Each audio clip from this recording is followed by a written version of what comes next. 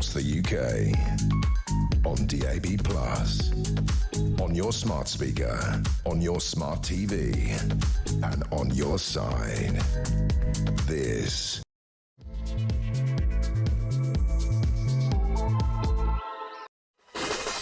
Welcome to Morning Glory. It's coming up to 3 minutes past 6. I'm Mike Graham. It is, of course, Wednesday morning. It is the 19th of February. We are getting along, aren't we? Very close to March. The Ides of March, perhaps. Very telling for certain people who might be in charge of Ukraine at the moment. Vladimir Zelensky looking over his shoulder at the moment, as it says on the front page of the Daily Telegraph, that he might have to fall as a price of peace. The diplomatic correspondence that's going on in Saudi Arabia right now between the Russians and the Americans has agreed already that they should sort of re-equip themselves with diplomatic ties, with trade deals, with all manner of friendly relations, or certainly friendlier relations and less frosty relations. What that may mean for the rest of the world remains to be seen. But what it may mean for Ukraine is that basically Zelensky will have to have an election which he may well lose because he may not be all that popular, and then we'll take it from there. But an awful lot of words being written about it this morning in the papers. Theo Rushwood's here with us. Theo, very good morning to you. We'll run that through with him. Also, there's a couple of rows going on that we need to talk about, which particularly seem to be about the rather uppity nature of the judiciary in this country. There was one particular instance last week at Prime Minister's Questions where Kemi Badenoch tried to make out that a decision that was made on some asylum seekers from Gaza was completely and utterly wrong. Much to her surprise, Keir Starmer agreed with her, and now they're both being given a rebuke by Lady Chief Justice Carr, who says that she's deeply troubled by them having a go at a judge in this country and saying they got it wrong. Well, what's wrong with these pompous, jumped-up, barristers and lawyers and judges who think that they run the country? And I think it's about time we taught them all a bit of a lesson, quite frankly, because also, let's not forget, Lord Hermer, the man who's in charge of supposedly the judiciary in this country, who's on the radar of almost everybody in the Labour Party right now because he's making such a hash of everything. He's also got some senior lawyers to condemn venomous and deeply personal attacks on him because they think it's very, very unfair. In a letter to The Guardian, believe it or not, 2 former Bar Council presidents and 2 former Law Society presidents have accused Hermer's critics of undermining public trust in the legal system. Well, maybe he shouldn't have represented quite so many terrorists, or maybe he shouldn't have represented Jerry Adams when he was trying to get money out of the government, and maybe he would have been better off not representing people who were involved in a plot for 9/11 or another plot to blow up Manchester Arena. And maybe, just maybe, being a mate of Keir Starmer's won't save him, but he's clearly orchestrated this and got people to write to The Guardian on his behalf. I mean, what a plonker. Who does he think we are? Jonathan Reynolds is the next cabinet minister who's in the line of fire.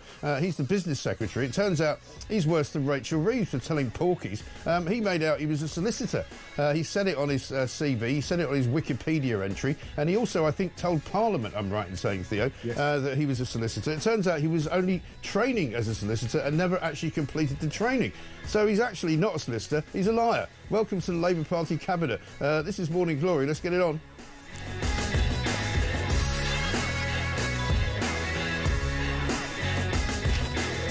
A very good morning to you. Very good morning to you, Theo. Thank you very much for being here. There's a couple of other big stories we'll get to as well. Police blunders let maniac kill 3. This is a shocking catalogue of police blunders in the Valdo Callaghan case in Nottingham, which we'll get into a little bit later on. Meghan Markle's on the front pages as well about another problem that she's got legally. We'll get to that too. The Pope's got double pneumonia. Fish may actually be able to recognise you, which is a bit different and a bit worrying. BBC under fire because of the use of a Hamas official's son in a TV documentary. They didn't bother telling anybody. And finally, we're going to talk about packages as well, because Every apparently going to lose 8 million packages this year. Not surprised. Let's hope that none of them are ours. But let's kick it off with Russia, I suppose. Yeah.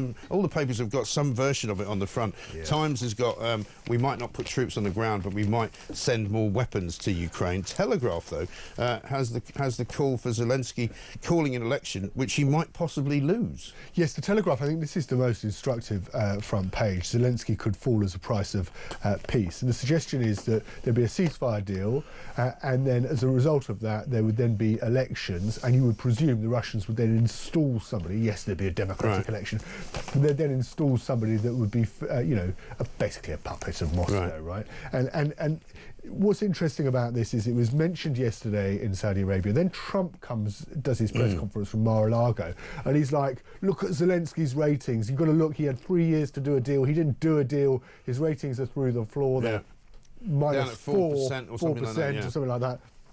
which are better than Keir Starmer's, by the way. We need to have a... if those were grounds for an election, Keir Starmer would be in real trouble, wouldn't he?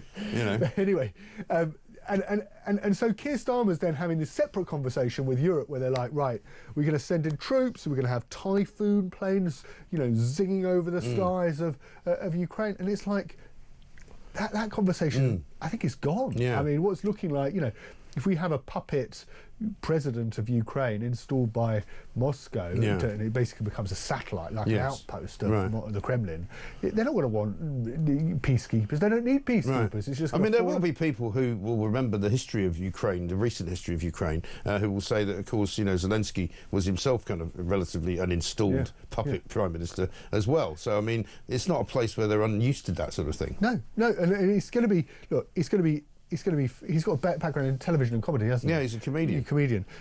Unfortunately, so is Keir Starmer. He's just not a very good one. And you. But look, the world order's been completely shaken up. Yeah. It's been turned on its head. We've got a situation now where, for all of the belly aching, and it does, I'd say this with no relish, by the way. There's nothing to celebrate here. But all of the belly aching from Macron and Starmer and Schulz saying, we need to protect Europe. The conversation is a different conversation. I was talking to Chris Evans after the show yesterday, and he said he was saying this on his show that he says watching these guys like Starmer and Macron, he says a bit like people ringing in to this show to say we want to change the government. As people are wont to do, and we're very glad that they do. But it's that kind of level of influence where you're basically saying the ship has now sailed. There's a ship going away in the distance, right? You can see the steam coming out of the funnel. On that ship is Donald Trump, Vladimir Putin, and their assembled government officials. And standing on the quayside, wondering how they missed it, are all the European leaders going, excuse me, can I get on? No, sorry, you've missed the boat, mate. They didn't have a ticket. They didn't get on, and they missed the boat. They had plenty of time to do things. They didn't do them, and now they're complaining that somebody's doing something. Yeah, and Trump made that point yesterday. He was like, you had 3 years to sort this out. Yeah, and rather than deal with it, they decided to wait. Putin played the long game. He got the result he wanted because he got Trump in the White House. Yeah. And now he's reaping the benefits of it. We knew the way it was going. This was going to go last week because we saw the comments from Peter Hegseth, the Defence Secretary, which was basically, we're not going to come to Europe's defence. We knew that there was obviously going to be these conversations in Riyadh between Marco Rubio, and of course Sergei Lavrov. And it's come to pass that they're going to do a deal between them. I think the Guardian front page is also just instructive, and they're talking about basically bringing Russia back in from the cold when it comes to, basically getting rid of economic sanctions. And part of the pain for Russia was the fact that there were these economic sanctions which prevented them from exporting, whether it be oil or gas or whatever, and businesses from operating in Ukraine. From operating in Moscow, and in Russia, wider Russia.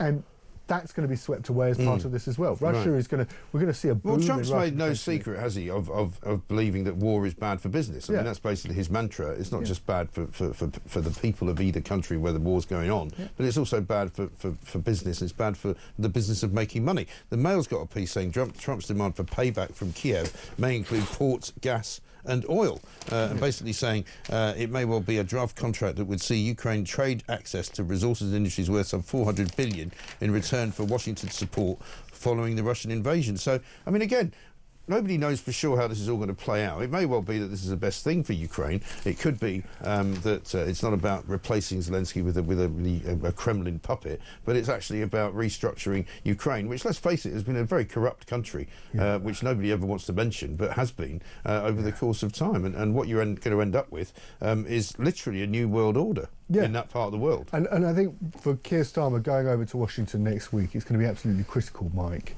that he is able to ensure or get some sort of assurance from Donald Trump that he's going to protect Europe should Vladimir Putin come back from war. Well, yeah. Because make no mistake from this. Because there will have to be some kind of agreement on that, obviously, because a lot of military people who I think we would take very seriously here, more so than politicians, have also said, we have to be very careful about giving Putin what would appear to be a reward for invading a sovereign nation. Yeah, and Putin's come away from, he's played his hand, and he's played his hand well, and he's come away with, he's going to come away from these talks in Saudi Arabia, and anything that comes out of them, he's going to come away the winner, make no mistake about it. He's won. and he's going to. And the question now. But has everybody won? If the war ends and if they get some kind of absolute pledge from Putin that there is not to be anything like that ever happening again under his watch? Yeah, but I think it will probably also be tied to, and watch out for this, and Trump has made this point previously, you know, Putin not coming back from war is going to be tied to Donald Trump. Yeah. You know, Trump has made the point repeatedly, hasn't he? October the 7th, and he said this last night, October the 7th wouldn't have happened under his watch. Putin wouldn't have invaded Ukraine if Donald Trump was president. And of course, Trump will be president now, till 2028? It's his second term. He can't serve another term. And the question is actually... Well, maybe it's time to pass the baton to J.D. Vance, who by then will be even stronger than he is now. Yeah. Let's have a look at a couple of Trump clips from yesterday. Here he is talking about Zelensky. And I think it's going very well. But today I heard, oh, well, we weren't invited. Well, you've been there for 3 years. You should have ended it 3 years. You should have never started it. You could have made a deal. I could have made a deal for Ukraine that would have given them almost all of the land, everything, almost all of the land, and no people would have been killed, and no city would have been demolished, and not one dome would have been knocked down. But they chose not to do it that way. And President Biden, in all fairness, he doesn't have a clue.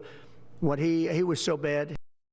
Yeah, there is that. And here he is talking about Ukraine should never have started the war, which is an interesting one. We're hearing that Russia wants to force Ukraine to hold new elections in order to sign any kind of a peace deal. Is that something that the U.S. would ever support? Well, we have a situation where we haven't had elections in Ukraine, where we have martial law, essentially martial law in Ukraine, where the leader in Ukraine, I mean, I hate to say it, but he's down at 4% approval rating, and where a country has been blown to smithereens. You got most of the cities are laying on their sides. The buildings are collapsed. It looks like a massive demolition site. So, you know, people are tired of it. I think he's right, people are tired of it, but I mean, you can't really get away with saying that it's all Vladimir Zelensky's fault. I mean, the reason the buildings have been collapsed is going to be shot to smithereens by the Russians. Yes, and you know, it was Putin. This was an act of Russian aggression that took everybody by surprise. I remember when he did it back this time in 2022. Yeah. And everybody was taken by surprise when it came down to it. I think Trump's broader point, though... The producer of my show was taken by surprise as well, because she didn't make it in time to actually start the show. Really? Yeah, it doesn't work here anymore. Just one of those little stories from inside the Beltway, you know. So you didn't know. You were... Oh, no, I knew. You knew, yeah. No, I knew. I think we all... I woke up and it was happening. Yeah. Right? She didn't wake up. Right. Okay. Anyway, never mind. That's enough about her. Anyway, but you know, it happened, and Trump's point is it happened under Biden's watch. You know, Sleepy Joe Biden. Yeah. And he's going to. You can see Trump and Putin doing a deal where Putin will listen to Trump, and this will bring it to an end. Yes. To your point, Mike. Yeah. This will bring it to an end. Right. The question is, what happens after that? Yes. And that's what's got everybody. And what people are getting rightly exercised about is what promises will be made in order to bring it to an end. Yes. And the other thing is that people talk about Europe as if it's like all of the European nations are agreed. Yeah. They're not. No. We're talking about quite a small, only an ever-dwindling faction of Europe here, which, of course, Keir Starmer isn't in the European Union. We've got Macron and Schulz. And also, let's not forget, Emmanuel Macron tried to have his own series of talks with Vladimir Putin. Do you remember he offered to do that a couple of years ago? And everybody in Europe went, oh, no, you can't do that. And so he didn't do it. Yeah. And then... but you haven't got Hungary's Viktor Orban, although there's some suggestion he might attend some talks today. Yeah. You don't have the Slovakian leader, you don't have the Slovenian leader. Europe is not united. You can have the German leader, but he's only in for another couple of weeks, isn't he? And then there's Schulz. And he's already said that he thought that the Keir Starmer's idea of putting peacekeeping troops in was premature and inappropriate. So the Germans don't want to do that. No, they're not all thinking as one, that's for sure. But we'll come back to it because it's a fascinating story. Clearly what's going on, as I say, is that the Americans and the Russians are just getting on with doing some kind of deal. And there will be people in this country who hate the idea of that. But it puts Keir Starmer in a very difficult position, particularly going over to the States. Because what's he going to say to Trump? Trump doesn't care what he thinks, really. And why should he? This is Morning Glory. Theo Rushwood is here. We're going to talk about Jonathan Reynolds, the latest Labour cabinet minister, senior one, by the way, who seems to have been making up stories on his CV, fabricating a line that he was a solicitor when he was not, which I'm pretty sure is quite a serious charge. Quite a serious thing to get wrong, quite a serious thing to pretend to be. It's like pretending to be a doctor after all. 17 minutes past 6.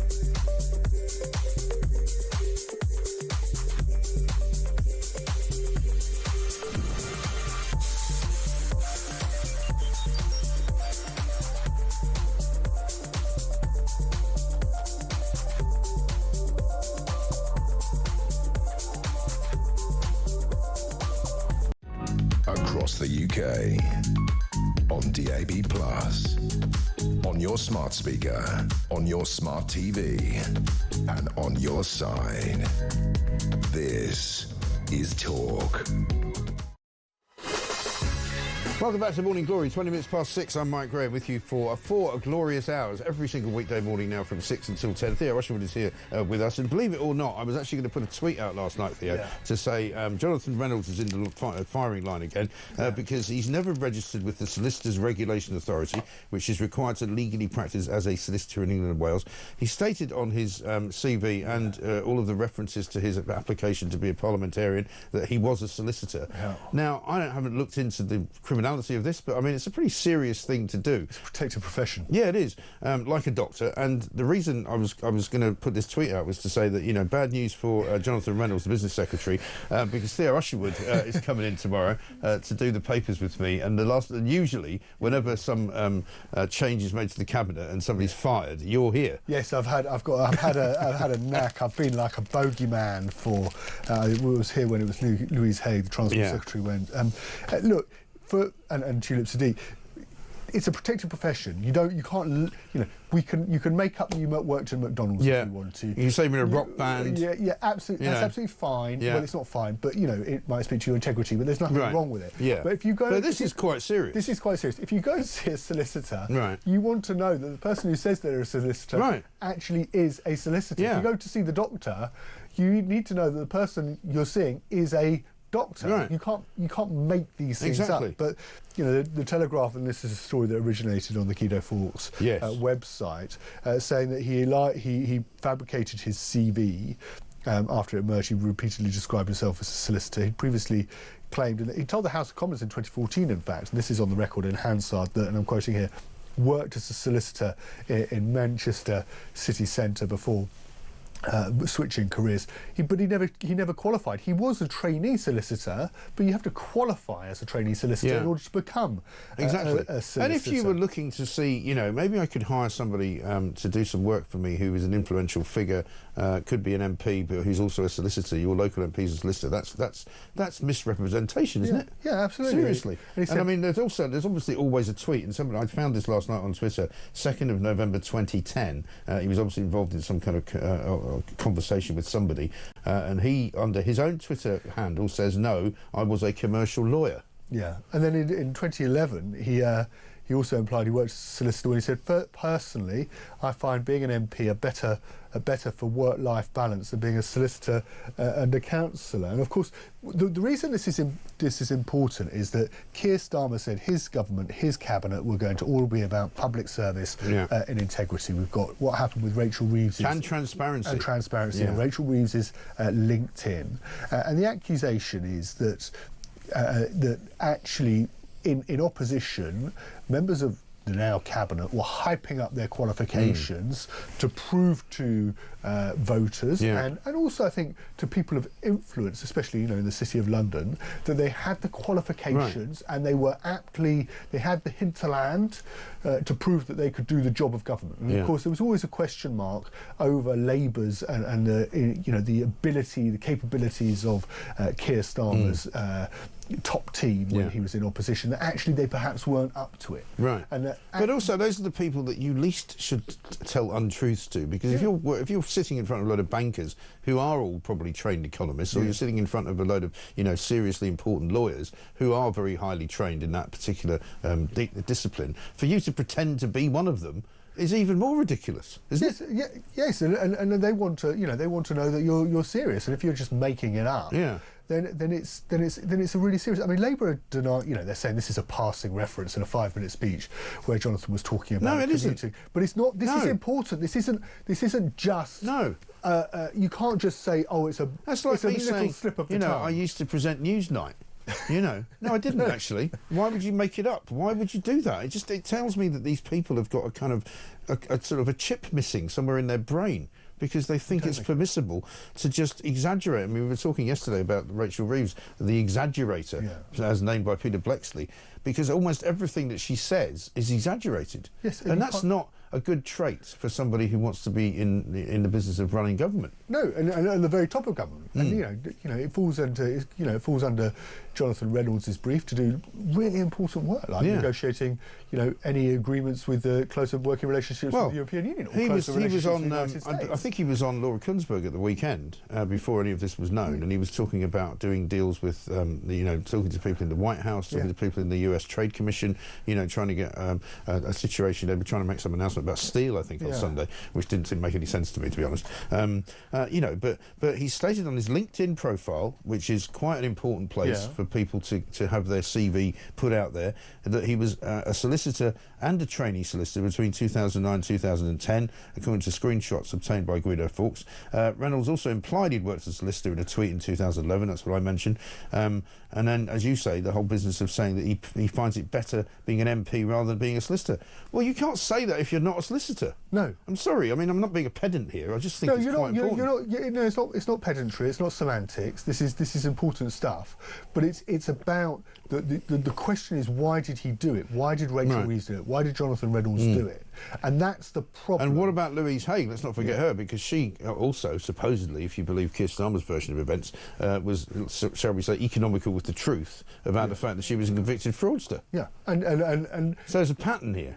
Yes, there's a pattern, and there was also, but this is the thing. Many of your listeners will be wondering, well, hang on a moment. Some of your listeners may even have voted Labour. I'm not sure, but I suspect not. Some of them have, and now regret it. Yes, but they would have done so. The central plank of Keir Starmer's argument was, I'm going to, after the Partygate scandal, after everything that happened with the 14 years of the Conservatives, I'm going to bring back public service to government so that ministers, you can trust us, you can put your faith in us that we are here to represent your interests. Well, if you've told everybody that you're something that you're not, in order to get that undermines that argument from Keir Starmer. I'm sorry, I mean, it makes you a liar in my view, I'm afraid. Well, that's exactly the accusation from Robert Jenrick, the Shadow Justice Secretary. He's put Reynolds was never a solicitor.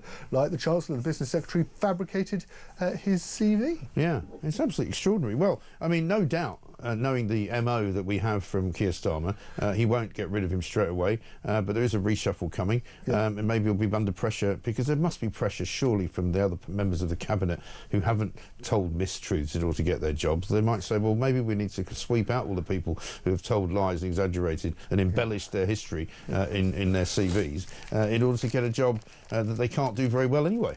I don't think anybody would mourn. And it's a really important. You wouldn't mourn the loss of Jonathan Reynolds. He's basically a jumped-up councillor, like most of them. Yes, I mean, that's the only thing that should be on his CV: jumped-up councillor. But also, I think.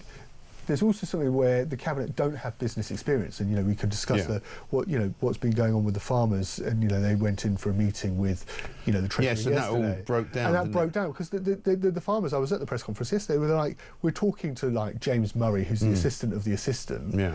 And he's got no idea what we do. Right. He's got no idea. So there's you've got business secretary who should have some experience of business. Now, if he was an actual solicitor, he might have actually worked with some businesses or represented some businesses. He hasn't, and so we end up with a cabinet that doesn't have that real world experience that I think is so important, and it's the complaint not just of the farmers, but we've seen businesses turn around, we've seen the supermarkets turn around and say, hang on a moment, we can't do the national living wage going up by 10%. We can't do increasing national insurance contributions by 25 billion. We can't do all of those things because we run on tight margins. We run a business.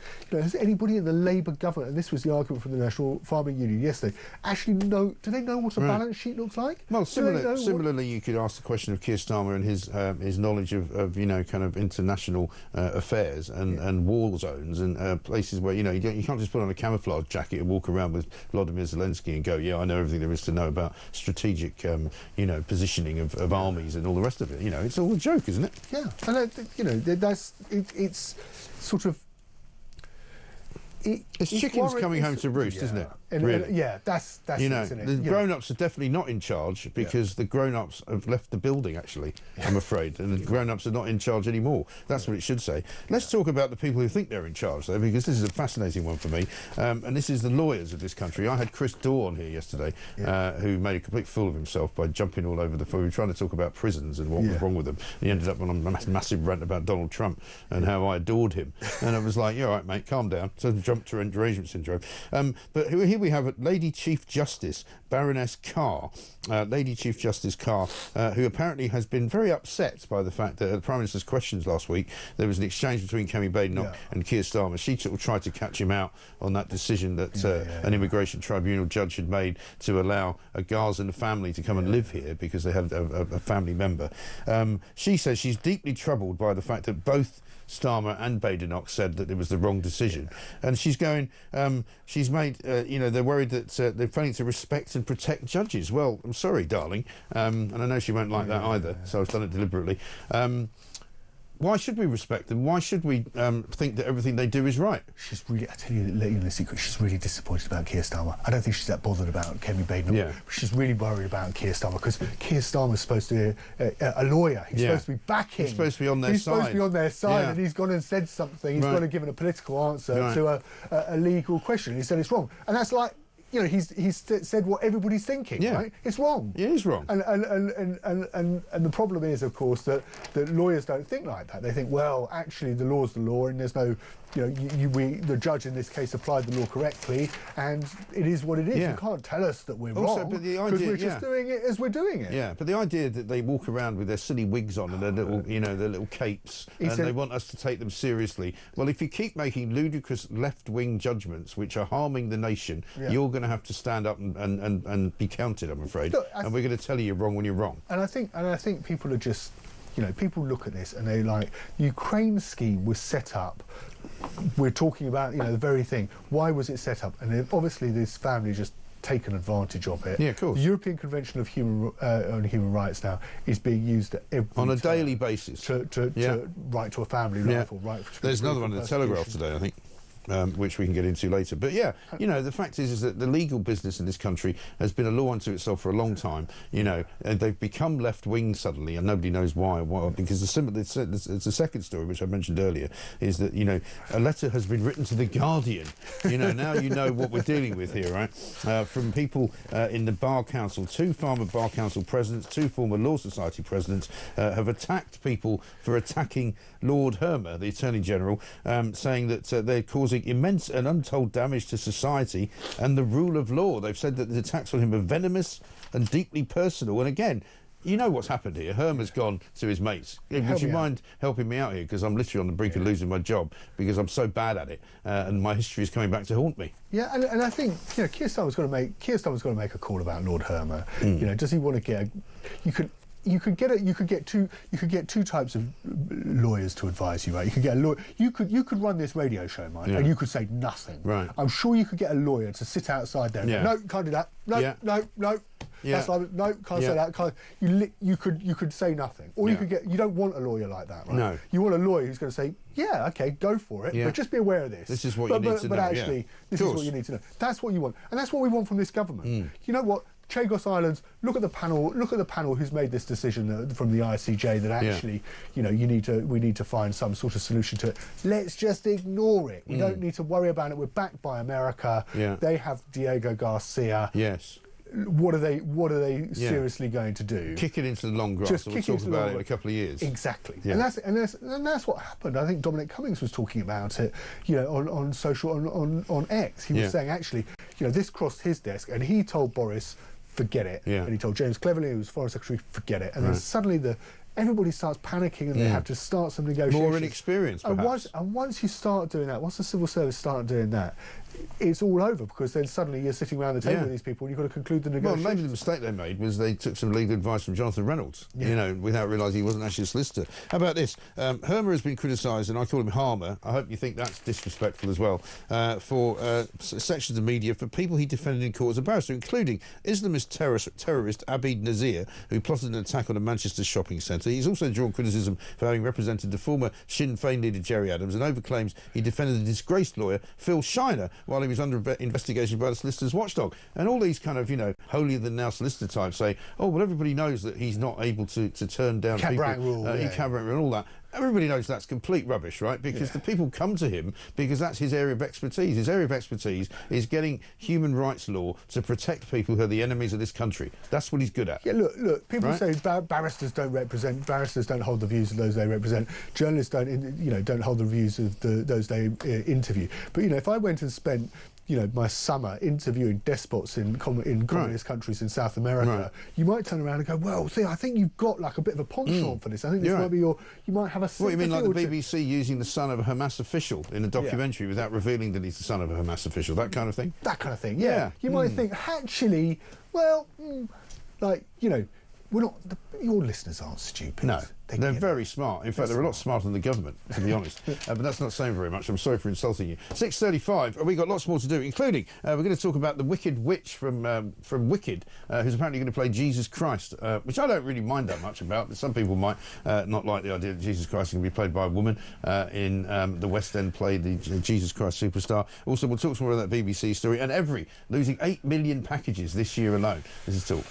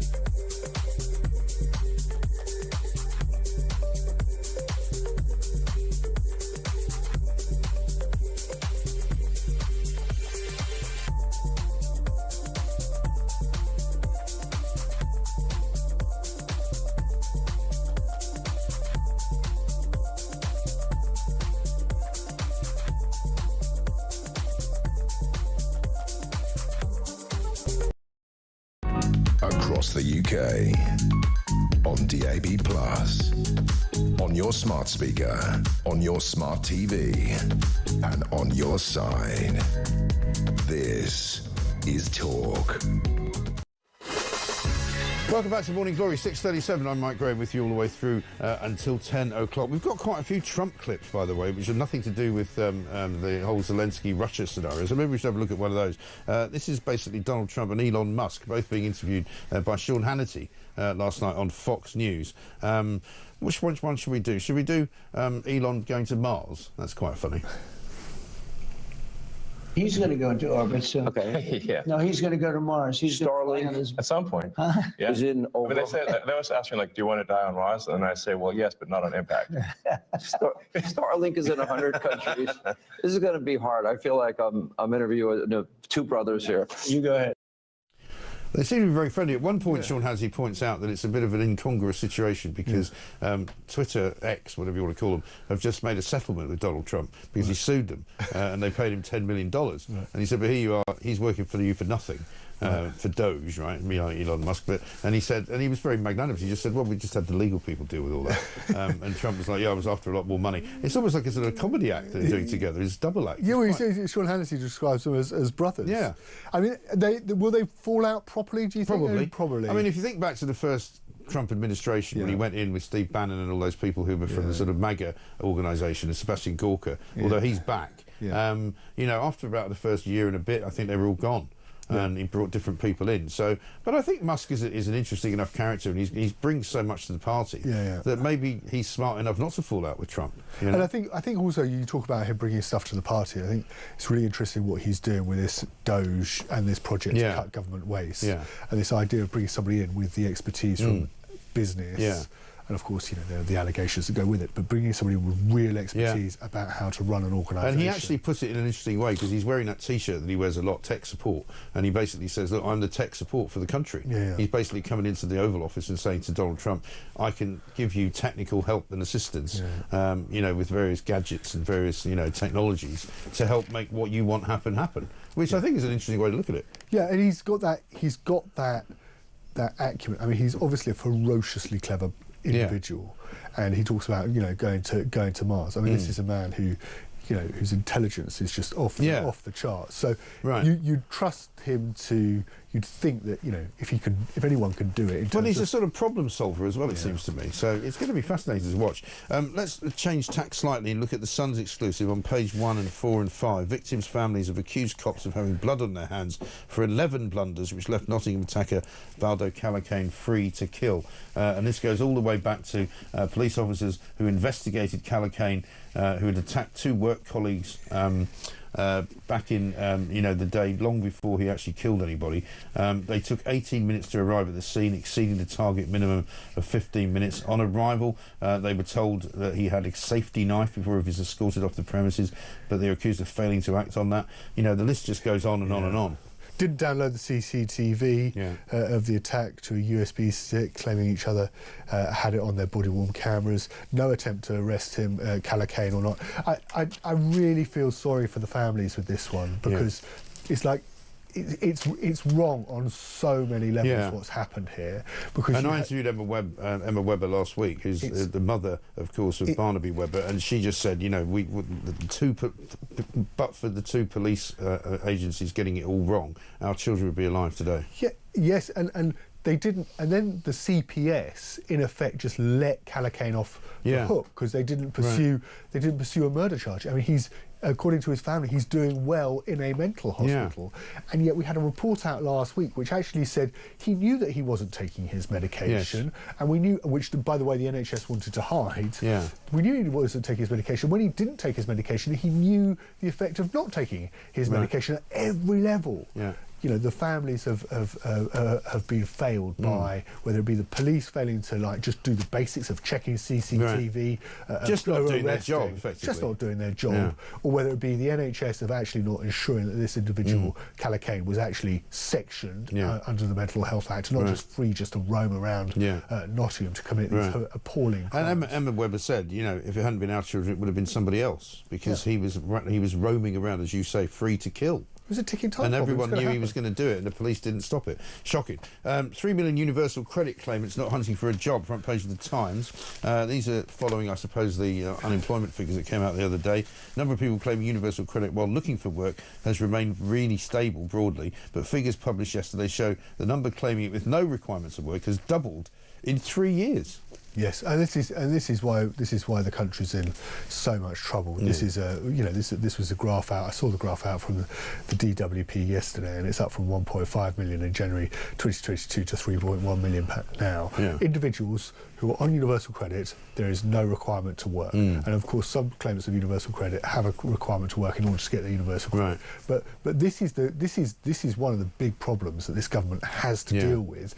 They've decided not to do what was going to be introduced by Rishi Sunak in terms of when he was Conservatives, when it came to introducing, rather than just allowing doctors to sign people off, bringing in actual trained experts who would actually write sick notes or refuse to write sick notes, as the case. Or also to help them get into some kind of employment. But they want to, we're talking about, an extra £6 billion a year for the Ministry of Defence. We're going to hit 2.5% of GDP on defence spending by the end of this Parliament. That money has to come from somewhere. And it needs to come from somewhere. One of the things and Labour keep talking about welfare reform, but they're not doing any of it, are they? And the reason they're not doing it is they know that it will go very down. The government isn't doing it, so they know it will go down very badly with many of their own MPs. Yeah, because we know also that there was a time when there was a thing called job seekers allowance, where he went in to sign on every 2 weeks. I mean, I don't even know if you have to do that on universal credit, but you used to have to go in and sign on, and you were then asked if you'd applied for any jobs, and if you hadn't applied, why not? And have you tried looking at these jobs over here? Blah, blah, there was at least an attempt to get you back to work. So there are. So I think from this story is that there are those who, with their benefits, their universal credit, there is a requirement to do exactly that, Mike. Yeah. But then there are these 3 million individuals where there is no requirement to do that. There's no expectation that they're going to be able to go and look for a job and find a job. Right. That's being put to one. They don't have to worry about it. And that's concerning, because Labour need to find a way of getting these people back to work. And if they're not prepared to use, the stick, how are they going to do it? Right.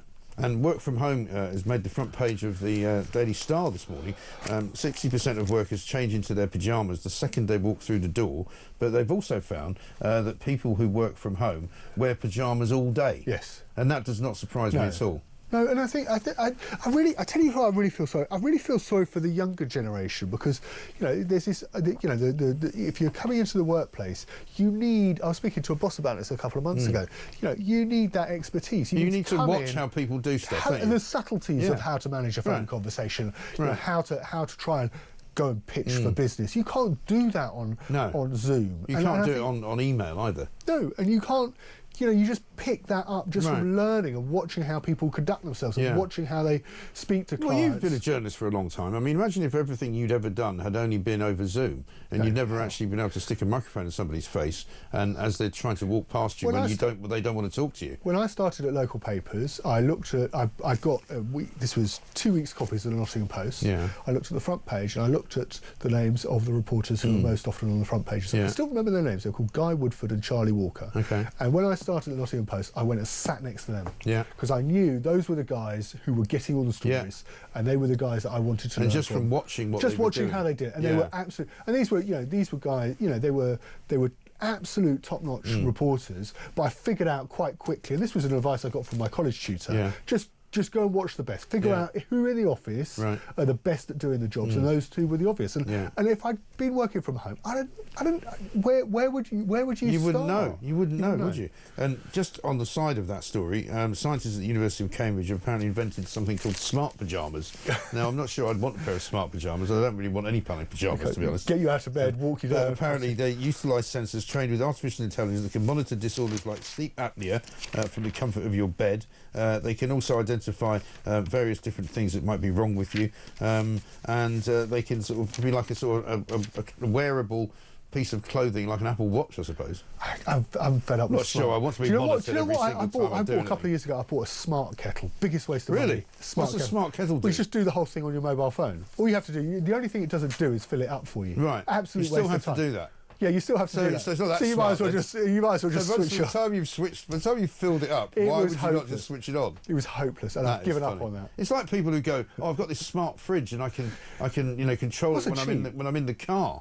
Well, why? What do you want to do with your fridge while you're in the car? Oh, I can make it colder or warmer. Or, why? No. What do you need to do that for? No. It's just ridiculous.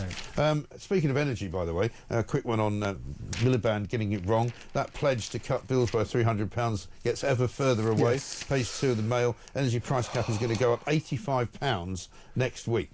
Yes. And we Another knew this was going to happen. £85. And there was, of course, this promise, which ministers won't repeat at the dispatch box during the general election campaign, that Labour were going to cut our energy bills by £300.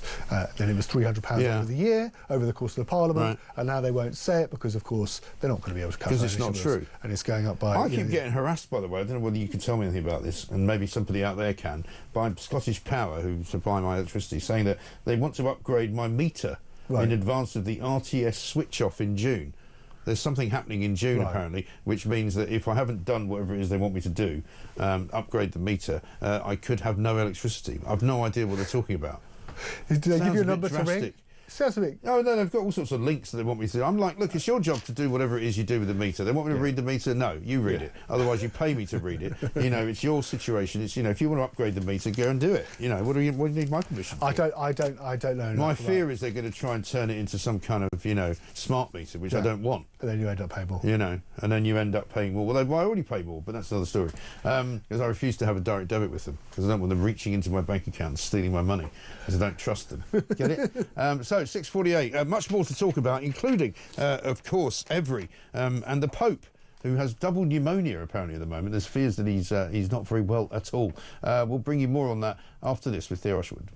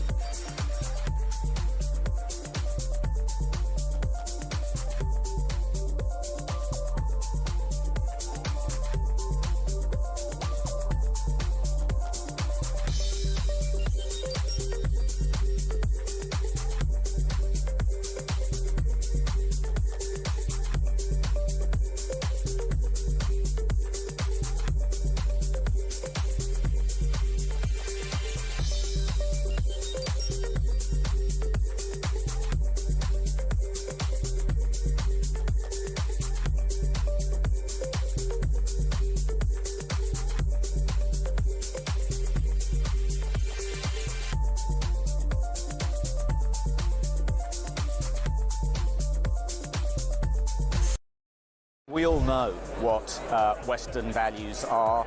We all know why they need to be defended. We don't have to come up with new, better reasons to defend them. We just have to be more confident about defending them. It's a crisis of confidence. It's not because we don't know what we believe.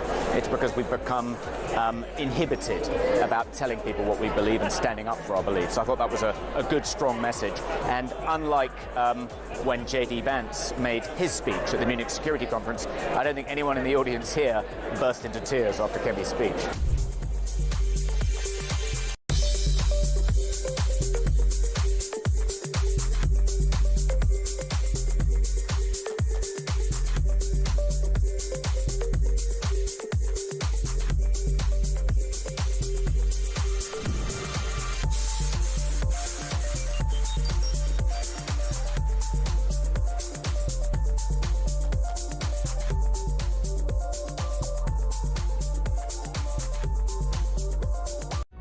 Across the UK, on DAB+, on your smart speaker, on your smart TV, and on your side. This is Talk. Welcome back to Morning Glory, 6:51. I'm Mike Graham. How about this from Susan? Mike, with regard to the people in government lying on their CVs, at the council school where I work, if you apply for a job or a different role there, they Google you to find out about you and your past history. Well, if you Google Jonathan Reynolds, even last week, you would have thought he was a solicitor. That's the problem. Sean in Norfolk says, regarding Reynolds, I think it just proves they all have an inferiority complex, hence why they have to exaggerate their CVs and are bloody useless. I think you might be onto something there. Speaking of inferiority complex, let's talk about Meghan Markle. She's on the front page of The Sun today because she's in more trouble. It was only yesterday, and I think we didn't announce it as we should have done yesterday, but basically American Riviera, whatever it was, orchard that she was going to start as a business has now been folded because apparently she couldn't get past the trademark guarantee problem. She's now being accused by a mayor in Mallorca of stealing their brand logo. Their town badge looks remarkably similar to her new logo, which is for something called As Ever, right? Yes. Let's have a look. She announced it yesterday. Here's Meghan. It's recording. Okay. Cat's out of the bag. I'm shocked we've kept this a secret for so long. In 2 weeks, my show is coming out, which I'm so excited for, and also my business, which I think there's been a lot of curiosity about. Last year, I had thought, you know what, American Riviera, that sounds like such a great name. It's my neighborhood, it's a nickname for Santa Barbara, but it limited me to things that were just manufactured and grown in this area. Then Netflix came on, not just as my partner in the show, but as my partner in my business, which was huge. So I thought about it, and I've been waiting for a moment to share a name that I had secured in 2022, and this is the moment. And it's called As Ever. As Ever essentially means as it's always been. And if you followed me since 2014 with the TIG, you know I've always loved cooking and crafting and gardening. This is what I do, and I haven't been able to share it with you in the same way for the past few years, but now I can. So as things are starting to trickle out there, I wanted you to hear it from me first. Of course, there will be fruit preserves. I think we're all clear at this point that jam is my jam. But there's so many more products that I just love that I use in my home, and now it's time to share it with you. So I can't wait for you to see it. Thanks, guys. Yeah, I've been curious, haven't you, Theo, about what she's been doing? What, is it they're selling jam? Apparently, yeah. Jam? Conserves. Conserves? Yeah. Yeah. But jam with Netflix? Harry! What? Jam? Netflix jam. I don't know what she's selling. I don't care. Why is she selling anything? You know, they've got millions of dollars. You know. So, yeah, and they've got a new logo. And they've got a new logo which they've nicked apparently from some town in Mallorca. Yeah, Francesca Moraveni is not happy. Not happy at all. Mara Perez. It looks almost identical. Yes, she's considering legal action has called for its I mean, removal. hasn't she got any people that tell her you can't do that? Like, she couldn't do the American Riviera Orchard thing because it's a trademark name of a region. Yeah. She didn't seem to know that. Yes. She's not very bright, really, is she? You've got to, you can't, yes, you can't nick another. I mean, they are quite similar. It's a palm tree and... I mean, it's even more than quite similar, yeah, I would say. Yeah. I would suggest that it's literally, she's been looking on the internet and found it and gone, that'll do. Right. I'll have some of that. They won't notice they're in Spain. What do they know about it? Well, they have noticed, and they're going to... the badge goes all the way back to 1370. Yeah. Well, there you go. They've had it for a while. I know. They're feeling a little right. mighty annoyed. Yes, I'm not sure where this is going to end, but it'll probably be another one where she doesn't actually get the business off the ground. Yeah. And I mean, she's found this great name, and she's registered it As Ever. It's hardly, groundbreaking, is it? No. Anyway, let's talk about parcels. Parcel giant Every admits it will lose 8 million packages this year, 22,000 packages a day. Yeah. I hear stories from people who get deliveries from people all the time, and I'm hoping to get some today on this because everybody's got a parcel story, haven't yeah. I get really impatient. Yeah. So I have every app on my phone, the tracking thing on my phone. And what I find is the van comes down the street, and he'll go to the end of the street, and he'll start delivering the parcels, and then he'll drive back and he'll go and do something else for 2 hours. Right. So what I do now is I take the phone out when I'm looking for something, and if I'm at home, obviously I'm not, if I'm working. If you're not in your pyjamas. If I'm not in my pyjamas, come storming out with my pyjamas and my Crocs, and I go and I usually try and collar the guy, track it. I become obsessed by it because I don't trust them. I just, if you're there, I'm going to go get it. So you go, you're here. It's in your van. I want it now. Look for it. Please, can you search for it now? Because I don't trust them because they go off. And then what you get is you get a message about 5 o'clock and you've waited in all day for something. Yeah. And you get a message saying, well, actually, we're going to deliver it another day. Yeah. And then you get a message the next day and they haven't lost the parcel. I got something the other day that came with Royal Mail, and they tried to deliver it on Saturday. I wasn't there. Yeah, Royal Mail is difficult. But they didn't leave any sort of note to say that they tried to deliver it. So I didn't even know they tried to deliver it. And I had to go back to the person that sent it to me to go, have you seen what's happened to this? Does anybody know? And And Royal Mail also do that thing where they might put a note through your door and they'll say, you need to go to the collection office, the sorting office, and it's like there's like a quarter of an hour, I exaggerate, but there's like a quarter of an hour window on a Tuesday morning, very early on a Tuesday morning, and if you don't turn up with various forms of ID to get your parcel on a Tuesday morning between 7:15 and 7:17, you've had it. Well, I've got this thing is going to be delivered today to my local post office, but I mean, if I can't get it this morning, I probably won't get it now because I won't be able to go tomorrow because I've got too much going on. Maybe Friday will be too late. It might have gone by then. No. But funnily enough, I ran into my postman the other day who said, I tried to deliver a package to you. I didn't even know that he knew me. But he was really apologetic. He said, I'm sorry, I've got to get a signature. And I said, well, if you want, my neighbour can sign for it. And he's like, fine. You know. The other thing with these packages that really gets my goats are the neighbours who never come and collect stuff. Right. So you end up, it's always the same people. And you end up, if you're at home, you end up collecting, say you've got a week off, you end up collecting, literally my sort of porch area just turns into this collection for other point. people, This collection point for you go, okay, I'll take it. There's some now that are banned. No, I would do it in my building only for people that I know. I've just banned them. They go, there's number 90, I don't know where I live, number 90. Don't give the numbers away. No, I better not give the numbers away. They might try and work out where you live. And I'm just like, if it's those numbers, I asked the delivery guy for the numbers. If it's those numbers, you're banned. I'm not taking your parcels because I'm not chasing you. No. At 10 o'clock at night trying to track you down to get you to take your parcel because you never turn up at my house and you never come and collect it. Do I sound like a grumpy old man, by the way? No, but I think you're getting there. You're definitely getting there. I mean, but these things are important. It was like yesterday. I mean, out and about now at the moment this week. Your kids are younger than mine, obviously, but there's children literally everywhere, and people let their kids running around in the street. A lot of them are foreign. It's half term. Half term week. Why is it half term week? Is stand on the wrong side of the escalator week? Yeah, I know. Just you've come right. They're all over the tube. It's everywhere. You can't go down the escalator. You can't walk down an escalator during half term. And there's kids running up and down the platform.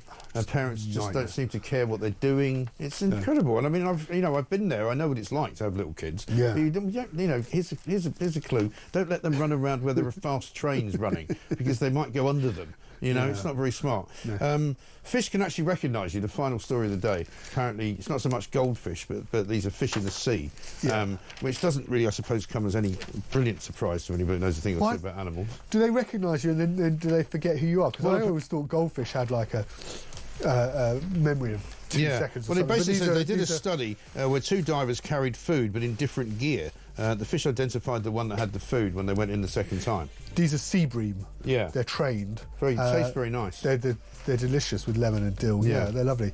You don't want it looking up at you going, I recognise you from somewhere. But I'm not, I don't know how big their brains are of sea bream, but... certainly big enough to be in the government, I would say. As long as they don't pretend to have been a perch or something. I used to be a salmon, according to the Labour Party. Theo, thank you very much indeed. We'll be back after the news.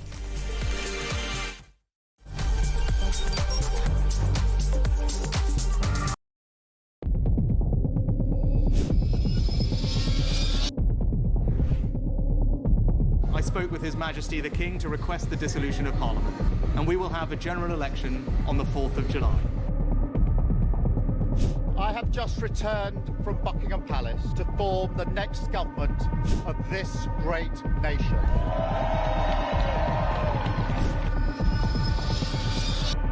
Take a look at what happened.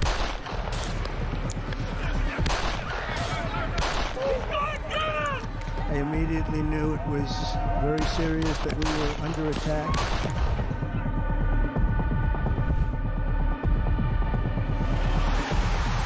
The time has come, and this surely is England's time. Williams, who scores, and Spain lead. The shot from distance is in.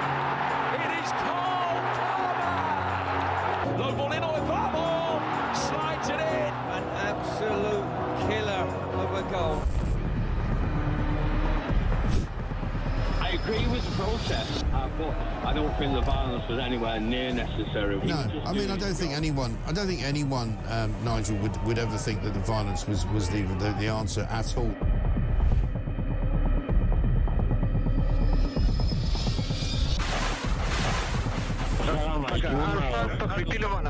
אזרחי ישראל, אנחנו במלחמה.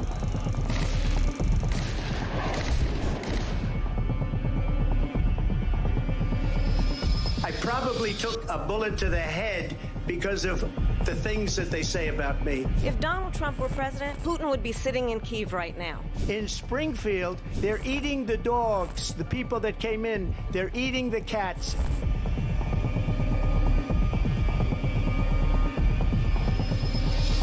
Liberal left couldn't understand that this man could be anything other than the great newsreader, a man of integrity. Is it possible in any way, shape or form that Keir Starmer didn't know about these facts about the suspect in Southport? I find it extraordinary that he wouldn't know. It seems that the public has not been told the truth. No. There's nothing like an American election, I have to say. North Dakota has gone red, South Dakota's red, Texas is red. Many people have told me that God spared my life for a reason.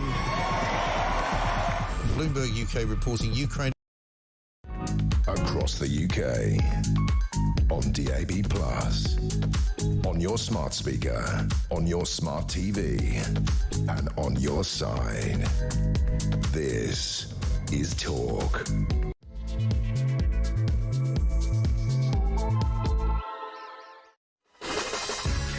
Welcome back to Morning Glory, 2 minutes past 7. I'm Mike Graham with you all the way through until 10 o'clock, of course. Yes, we are indeed in the middle of the week. It's Wednesday. We're very happy to say that the government of this country is filled with people who, I'm afraid, are not exactly what they say they are. I mean, Keir Starmer claims that he's a man that is involved in a government of service when he's clearly not.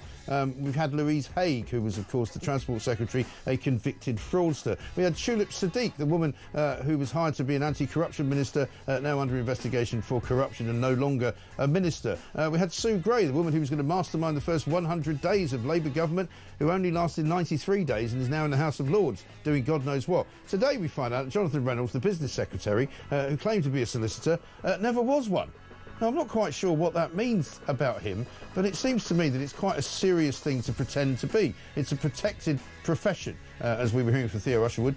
Tim Montgomery's here with us this morning. Tim, very good morning to you. Morning. We're going to talk about this because, to me, this is even more serious than Rachel Reeves from Accounts, who pretended that she was an economist working at a local retail banking level and who said she had a big job at the Bank of England when she clearly didn't. This is actually a guy who's pretending to be something which is a very important job, which people would consider a trustworthy job, like being a doctor, like being a teacher probably as well. You can't just pretend to have been something. And we've been talking about Meghan Markle as well. She's had all sorts of copyright problems with her businesses. She's now got a new business that she's going to launch because she had to can the last one. And Dave in Aberdeen rather cleverly says, good morning, Mike. Maybe the lawyer representing Meghan and advising her is Jonathan Reynolds. Well, that's very possible. And we'll come back to that.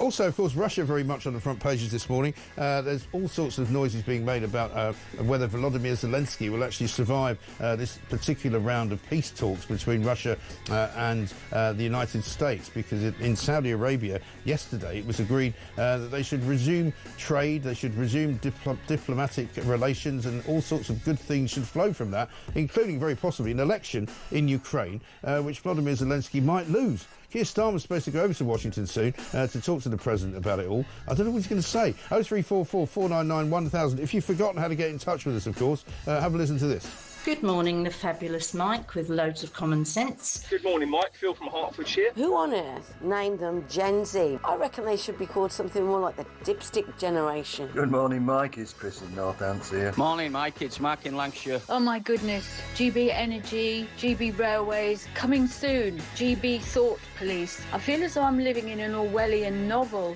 and I don't think it will end well. Absolutely right. There's also a bit of a problem in the judicial system. We'll talk some more about that as well. They're all up in arms at being criticised for not doing a very good job. Well, diddums. That's what we do.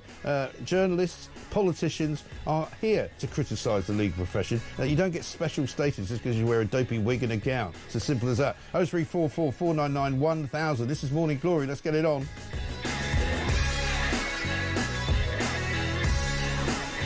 And so, very good morning to Tim Montgomery. How nice to see you. Welcome back. Bit of breaking news for you. UK inflation rises to 3% from 2.5%, which is what it was in December. Prices rose by 3% in the year to January, the fastest rate for 10 months.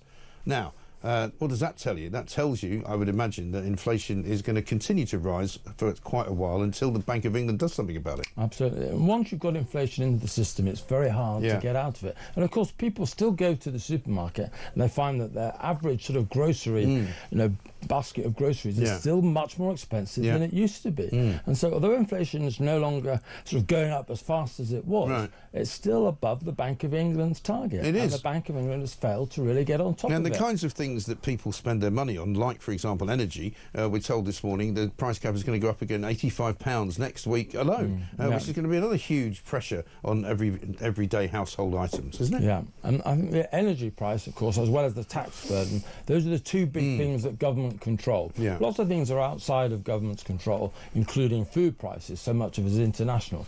But we know with Ed Miliband's great green sort of agenda, he's trying to change the way we... he's not doing very well, is he? Well, he's not doing very well, no. But, of course, I think there's so many other problems in this government. He sort of is lost in the fog of everyone else's failure. Well, he doesn't like to mention that £300 saving that he promised us before the election. That's just when's that going to arrive? I don't think it is. No, it really isn't. But the latest, I mean, the most surprising story, I suppose, of the day broke late yesterday, thanks to Guido Fawkes. Jonathan Reynolds, the business secretary, also now accused of fabricating his CV after it emerged he repeatedly described himself as a solicitor, despite never qualifying. And the question I've got for you, Tim, is what sort of person does that? What sort of individual would pretend to be something that they're not? I mean, I know in everyday life we come across kind of Walter Mitty characters, but he's a politician. And it's not like he's pretending to be in a rock band or pretending to be, you know, I don't know, a great chess player like Rachel Reeves did. But, you know, this is a serious thing to have said that you're qualified to do when you're not. Yeah. I wonder why they do it. Yeah. Because mainly you get found out with these Well, things. you do. And I think part of the problem is we know that Labour are full of people who've only ever really been involved in politics or local government. Yes. You know, how many of the people at the top of government have actually run a business? Certainly the business secretary hasn't. And I suppose one of the way perhaps they differentiate themselves from each other when they're trying to go up the ladder in the first place from each other, sort of saying that they've got something different than political experience, is to say something like they were a solicitor. So that they stand out in some way against their competitors inside the unfortunately, I described him earlier as a bit of a jumped-up councillor, which is basically what he is. I mean, that's what his last job was before he became an MP. And, you know, maybe he's not convinced enough that being a councillor is an important enough job. But you can't just make up that you then did something else. I mean, look at this from John, who says, I'm a retired detective. Section 16 of the Theft Act, 1968, created the offence of obtaining a pecuniary advantage. We used to charge people with this offence if they had lied about their qualifications or criminal record to obtain employment, and thus earn money they were not entitled to. I can only assume this offence has been deleted, otherwise a number of Labour ministers would now have been investigated and in all likelihood prosecuted for a criminal offence. 100%. And I think most of your listeners would think that politicians lie about all sorts of things anyway. So this is only going to sort of confirm there were suspicions about people. But it is unfortunate that Labour seems to be riddled with these people. I mean, you know, Jonathan Reynolds was on TV just at this very weekend. He was on with Laura Kunsberg, I think, talking about dealing in trade matters with the Americans, right? And talking about... Supposedly, Keir Starmer regards him as one of his most trustworthy spokesmen. So goodness knows what that says about all of the others. This is the same guy that hired Tulip Sadiq, one of his greatest friends in politics, to investigate corruption, knowing that she was involved with a corrupt family, having been to Bangladesh to meet her auntie, right? Having invited, I think, a member of the auntie's party into Parliament only the year before he was Prime Minister. I mean, what sort of judgment does that tell you he's got? Yeah. And in the exchange of resignation letters that they had, Keir Starmer was very keen that she come back before too long. So, you know, it's not as though she's probably going to be out of government for long, because if you're a friend of Keir Starmer, you come back an awful lot more quickly than other people. Which brings us to another friend of Keir Starmer's, Lord Hermer, who I don't know whether you've seen... Do we have to talk about him? Well, I'm keen to... In a government of rotten ministers, he's perhaps one of the most rotten of all. Exactly, and I thought he might be the next one to fall off his perch, but it may well be that he gets beaten to the punch by Jonathan Reynolds, or indeed Rachel Reeves, who now seems to be under a bit of an investigation as well. But old Hermer has apparently got some of his mates to write to The Guardian this morning in his defence, and this is two members... And that's supposed to be a good thing. Well, I think this is, again, it tells you how bad their judgment is, these people. He thinks that by writing to The Guardian, he'll be protected, right? Two former Bar Council presidents and two former Law Society presidents have accused Hermer's critics of undermining public trust in the legal system because they don't think it's very fair that he keeps being attacked in a venomous and deeply personal way. Well, I'm sorry. Maybe he should have thought of that before he continually represented people who appear to want to do harm to this country. And of course, the reality is that this guy and Keir Starmer have exactly the same philosophy. Yes. Keir Starmer brought him into government because he wanted someone in this Attorney General job who would basically follow his belief system. Right. And if Keir Starmer believes in anything, it's this theory of international law. Yeah. This theory which partly explains why we can't extradite anyone from our country. Right. Partly explains why, despite whatever we vote for in elections, judges and bureaucracy seem to actually be running our country. And this guy, as well as Keir Starmer, fundamentally believes that that's the way things should be. And if you wanted any more reason to believe that that's true, Daily Mail this morning has got yet another top lawyer, the Lady Chief Justice Carr, who's issued a rebuke to both the Tory leader and to Starmer because they had the temerity to question a decision that was made by an immigration tribunal judge last week at Prime Minister's Questions over that business of a family from Gaza who wanted to come here using the Ukrainian refugee law. And I mean, she's so pompous, this woman, that she's making out that no politician, not even the Prime Minister, can in any way hold to account a member of the legal profession. It's madness. Well, not only do I think they should be held to account in the way they were in Parliament last week, I think we need to begin to look to the kind of system they have in America. In America, you don't get to be appointed a senior judge until you've been examined to see whether you have a sort of a political history. Yes. You know, do you, in your earlier sort of judgments, show that you have a propensity to take one particular side of a political divide? Right. And we have so many judges at the moment refusing to extradite people that the Home Office have absolutely proven they're dangerous to society. They've come in illegally, and yet judge after judge keeps keeping them in the country. And they say perhaps now they're safe, they're not a threat to the public anymore. I think if it's proven that again and again the people that they say are safe for the public aren't, they should start losing their pensions. Well, there should be consequences there absolutely for should. Judgments which put the public in danger. Yeah, there's no question about that, because at the end of the day, you know, the judges are not elected, they do not run the country. They obviously think they run the country, and at some point or other, the sort of Human Rights Brigade have kind of taken over. You know, because I think we alone are the only country that is so often used as an excuse by lawyers for the human rights lot to make it impossible for us to remove people, because international law is being rather sort of taught a lesson by Donald Trump at the moment, isn't it? Because all of these human rights laws, I'm sure, would love to be in Saudi Arabia, where they don't have very many human rights, by the way, telling the Russians and the Americans what they shouldn't be talking about, but they're doing it anyway. 100%. With Britain, though, I wonder whether it's time for us to look at some kind of written constitution. Because I think because our constitution at the moment is unwritten, I think a lot of the judges are filling the gaps in between what normally would be very clear constitutional boundaries.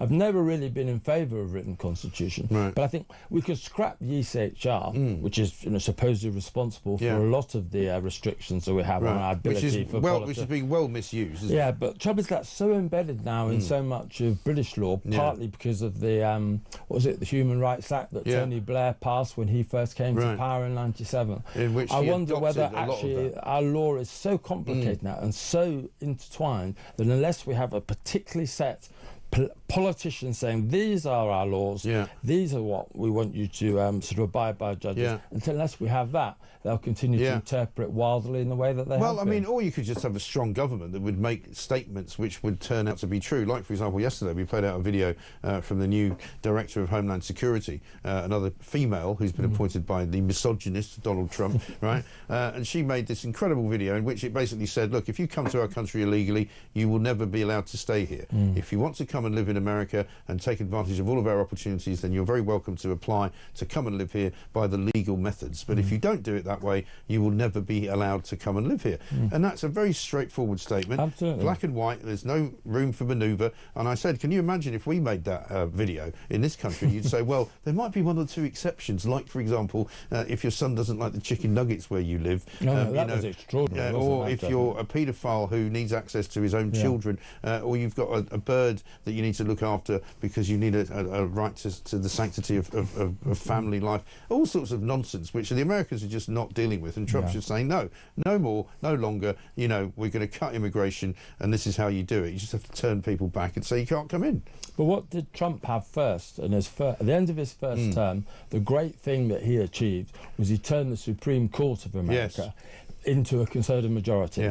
And those judges now will protect those, will protect those politicians' clear views. I'm not sure, even if we had the kind of politicians you and I would want, that they would survive a judicial review. Exactly. So I think, I'm afraid, as well as having politicians who absolutely mean what they say and are determined to have the kind of immigration laws that the British people want, I think we need to reform fundamentally our judiciary. I mean, the problem as well for us in terms of constructing a written constitution is it would be done by the lawyers, wouldn't it? And you'd have to make sure somebody would be smart enough to be overseeing it, to go, well, we're not having that. You can tick that bit box, tick that box, tick that box. You know, you can have this, and this. I think it has to be drawn up by politicians in a way, rather than by lawyers. Well, if we were to have a written constitution, that would ideally have to be cross-party, have to be a national consultation. But, you know, Lord Sumption, I think he's a brilliant judge. I don't know whether you're a fan of his. Well, I'm a fan of him and his intellect. I don't agree with everything he says. No, do we agree with everything that everyone says? But, you know, he was quite a critic of lockdown. He understood how that represented an infringement of our fundamental liberties, the way it carried on too long. So, you know, there will be no perfect sort of judge to implement this. I think this is the problem. I mean, Lord Sumption's a good example because, I mean, he's obviously a very well-read individual. He's a very erudite man. He speaks very well, very smart, obviously. But I wonder whether people who have political opinions, that they think they're not political opinions. They think they're speaking as if they are handing down, you know, pearls of wisdom from on high. And you shouldn't, you know, as a minor sort of member of the working classes, you shouldn't be able to question that. Absolutely ridiculous. Shut up and sit over there and I'll go back to my men-only club and enjoy my roast beef and Yorkshire pudding. You know, I think there's a class problem going on with some of these judges. They think they're better than everybody else, and I think they need to be taught a bit of a lesson in some way. 100%. Thank you very much indeed. Tim Montgomery, great to see you. Thank you very much. You didn't get round to the boom birth rate that Nigel Farage wants to have, and we'll get round to that later on in the show. You all need to have more babies. You also have more babies. I've had 4 already, so I'm not having any more. Thanks. I've already said we've got too many. 18 minutes past 7. Tim, thank you very much indeed. Coming up, we're going to talk about the farmers because they had a disastrous meeting yesterday with government representatives, and they're even more angry now than they were the day before. This is Talk.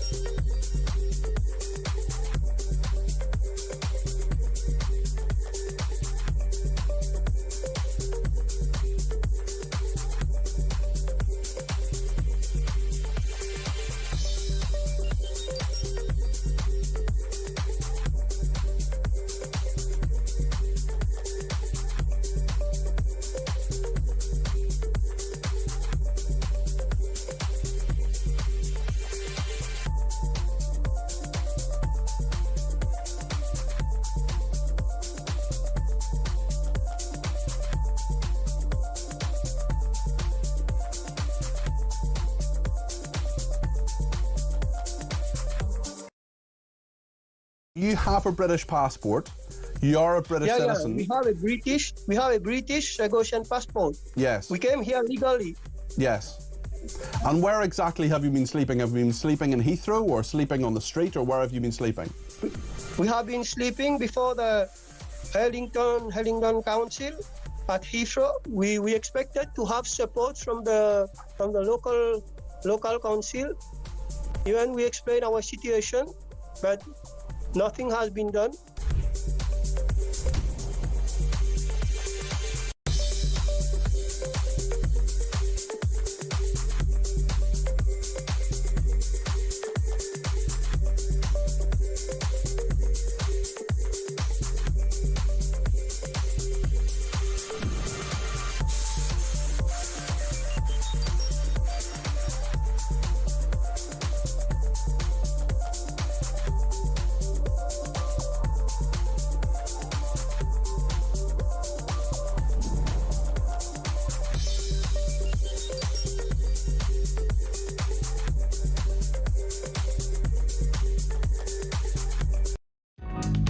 across the UK.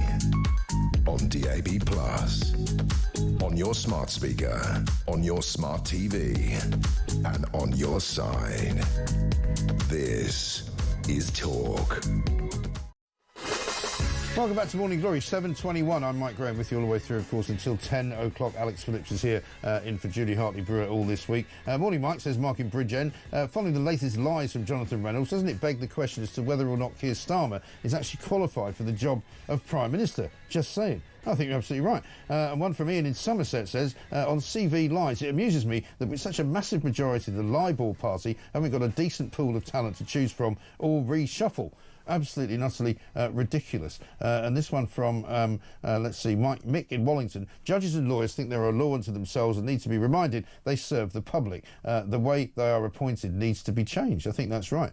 And if they're going to push and pull around the politicians of this country, particularly including even the Prime Minister, and I'll stick up for him at this point, because he shouldn't be told what to do by lawyers. I mean, it's ridiculous. Even though he is a lawyer himself, they're not very happy with him because of what happened last week at Prime Minister's Questions, because he dared to question a legal decision that was made, which was clearly wrong. Wrong in everybody's eyes and wrong in the eyes of the public, which is even more important. But they're so pompous, these lawyers. They think that they know everything and they think that they should never be questioned. Let's talk now, though, to Liz Webster, founder of Save British Farming, because there was a meeting held yesterday with government representatives to discuss the proposed changes to inheritance tax relief. But things didn't go very well. And in fact, the farmers are now even more furious than they were before. Let's find out what happened. Liz, very good morning to you. Good morning, Mike. Thanks very much for joining us. I mean, I'm told that one of the problems on this meeting in particular was that James Murray was the person the government put up to speak to the farmers, who's kind of, you know, so far down the pecking order, he's actually told the truth about his CV. So nobody's quite sure what he knows about farming, though. Yeah, well, look, I think that whilst we're all, it's such an emotional time to be a farmer right now, and everybody is pent up, but we don't completely understand the parliamentary government's timetable, and we all have to be measured. We all make mistakes. The government have made a mistake. How that happened, I don't know. They got their figures wrong.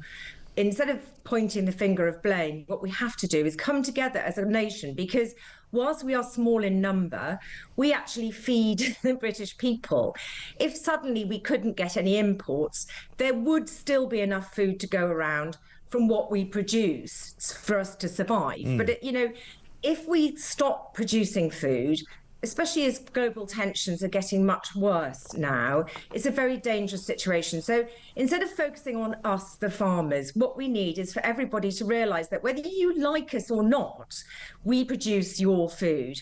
And the ideology that has ensured this decision by the government is a dangerous ideology to collapse our system as we know it, to replace it with, I don't know what, all imports or I don't know, concrete over with factories, is a bad decision. And history shows us that if you make a quick decision on food production, it ends in disaster. Right. And Stalin showed us that. So we need everybody to come together, and we ask everyone to join us, because our fight is your fight, because we produce the food that everybody needs, irrespective of whether you're a lawyer, a dustbin collector, or a politician, or a media presenter, or a NHS nurse. We, as farmers, connect everybody, and it's absolutely essential that we come together and persuade the government, not behave like spoilt children. We have to persuade the government and say, look, we think you've made a really bad decision, and there's many more of us than there are you. And so we plead people to go through to their MPs, particularly if they're Labour MPs, and talk to them, not in an angry way, but persuade them. Just say, look, we've listened to the farmers and we think this is going to impact us. And the people that will be the most impacted are the poorest. We had one talk at our farming demo last week, a poverty campaigner, Dominic Watters.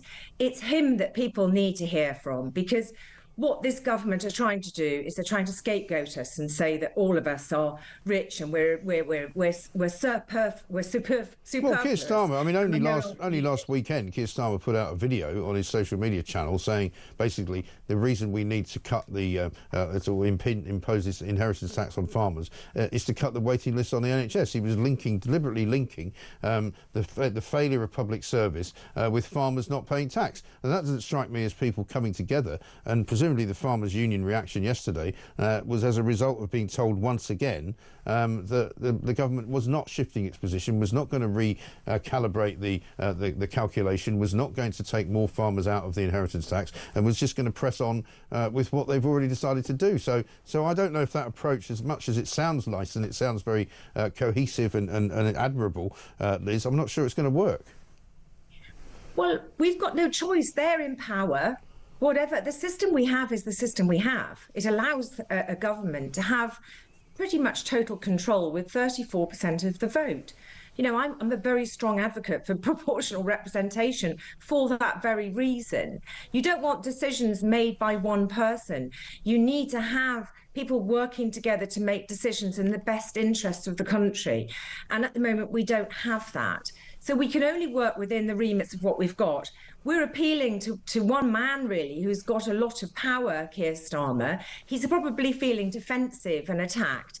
So we have to try and appeal to him and sort of say, look, you've got this wrong. And we can only do that as citizens if we all come together, and we all come together sensibly. So I plead to the people out there, if you really are listening to us and you get our cause and you want to continue to save British farming and British food, please write a nice email to your MP and ask them to think again, particularly if they're cabinet ministers, because as we know, that's where the body of power is. And that's how I think we will get them to change their mind. I understand Keir Starmer is in a very difficult position, and I plead to him as well, especially, think again. This is really important. If he is responsible for delivering a food crisis, history will not be kind on him. No, it won't be. But also his decision will only result in a relatively small amount of money coming into the exchequer anyway. I mean, it's only going to make something like 500 million for him, which, as everybody's told me, would not last in the NHS for more than about half a day. So, I mean, it's completely disingenuous of him to link. Yesterday to bail out Thames Water for $2.5 billion. Right. And it seems to me that, you know, they're quite happy to be generous with corporations. But we are individual. Well, they're also going to give 500. Have us replaced by corporations. Well, they also want to give £500 million of money to foreign farmers so that they can make sure that they hit net zero targets. So, I mean, the money is a straight transfer. So, they're actually punishing British farmers in order to reward farmers in other countries, in other continents around the world. It doesn't make any sense at all. So on that basis alone, I think this is an ideological tax. It's an ideological decision. It's got no basis in financial sense. It's got no basis in common sense, frankly. And this is why I don't think they're ever going to change their mind. Mike, it is definitely a culture war that they've unleashed on us, for sure. And how do we get around that? How do we actually win that culture war? And that is that a body of the majority needs to come together and ensure that we persuade them that they have to change their mind. And I appeal to farmers in particular that doing wildcat demonstrations is not going to help. It's only going to make him feel more defensive and go on the offensive. Oh, what? So you're saying they shouldn't do any more of these tractor parades that we've been watching on our right there? Look, I arranged the one last week in London, and I think doing demos which are lawful are absolutely what we will continue to do. Right. But wildcats ones which are not the angry ones which actually threaten ministers in particular are not a good idea. No. So we just need to make sure we temper our anger. And also, the other thing, the biggest thing, and I think emotionally for us farmers, this is what we feel, is the elder members in our community are under a horrible cloud, this cliff edge is upon us, and they're feeling that they're a burden on their families. And that is the humanitarian side of this is not recognised by many people, apart from most of us in the farming community. Yeah. And we all have to think about that. Because this is the cruelest thing that the government are doing to the farming community. And it is ideological, I think. It doesn't make any sense. And it is particularly cruel. But it's being cruel to us, but in the long run, it's also being cruel to the British people. Because for many years, we have fed the British people. We've ensured that longevity has actually increased since the war, remarkably, because they've had healthy food. And that really is what this argument is about, really. Their ideology is that they want to replace us with something else, more imports, more factory-grown food. And we want to continue with the tradition that we all love and enjoy. It's hard work. It's not, the way that farming is a way of life. And we want to continue to do that as the farming community for Britain. And it would be a shame if we are wiped out. Well, it would be more than a shame. Absolutely. I couldn't agree with you more, Liz. Thanks very much indeed. I'm not sure I hold out quite the same hope as you do for the softly approach, but let's see what happens. Liz Webster, founder of Save British Farming there. One from Sean in Gloucester who says, good morning, Mike. Following Labour's example, I've seen the Top Gun film, so I'm putting fighter pilot on my CV. Yeah, of course you are. Rachel Reeves, of course, Rachel from Accounts, has played another blinder. Inflation up from 2.5% to 3%. It's taken a surprisingly high rating to the highest in nearly a year. This means prices are rising even more than last month, and this is data from the Office for National Statistics. So when Keir Starmer bleats on about putting more money in your pocket, that's a lie. When Rachel Reeves talks about rebuilding the economy and putting more money back into the purses and the pocketbooks of the nation, well, she's not doing it, is she? It's simply not happening. In fact, quite the reverse. Next week, the energy price cap is going to go up by another 85 quid. So that's not going to be very good either for anybody, because businesses will then have to charge more money for everything that they sell. Bill in Cheshire says, business secretary has phony career record. Is anyone really surprised? The fish rots from the head downwards. Two-tier Keir is a phony. Everyone else will be following the leader. Labour's lie-a-thon continues. It is extraordinary, isn't it? Coming up, let's talk to Philip Ingram, former senior military intelligence officer. We'll get his view on what's going on in Saudi Arabia and what the latest news is on the Ukraine front. This is Talk.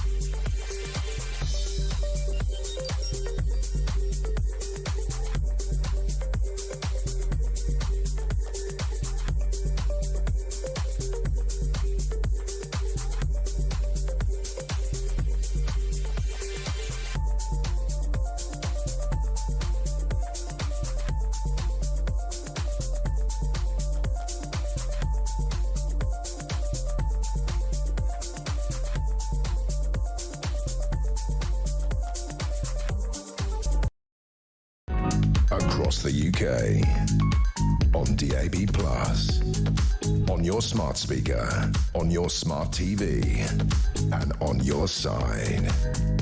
This is Talk. Welcome back to Morning Glory, 7:35. I'm Mike Graham with you all the way through until 10 o'clock. Let's get a voice note from James. Morning, Mike. I just heard you talking about the delivery services. My local Royal Mail in my area, it's now open between 8 in the morning until 10 o'clock in the morning, Monday to Thursday. And Friday, it's open till 3. And Saturday, it's open till 1. So in the day, mostly in the week, you've got 2 hours to collect your stuff. So basically, I only order Saturdays. Cheers, Mike. Have a great one. Unbelievable, isn't it? I mean, it is difficult. I mean, I have to say, the post office, I've got nothing against postmen at all. They do a pretty good job and they do a pretty hard job, but the whole kind of the delivery of packages now seems to have been taken over by other companies.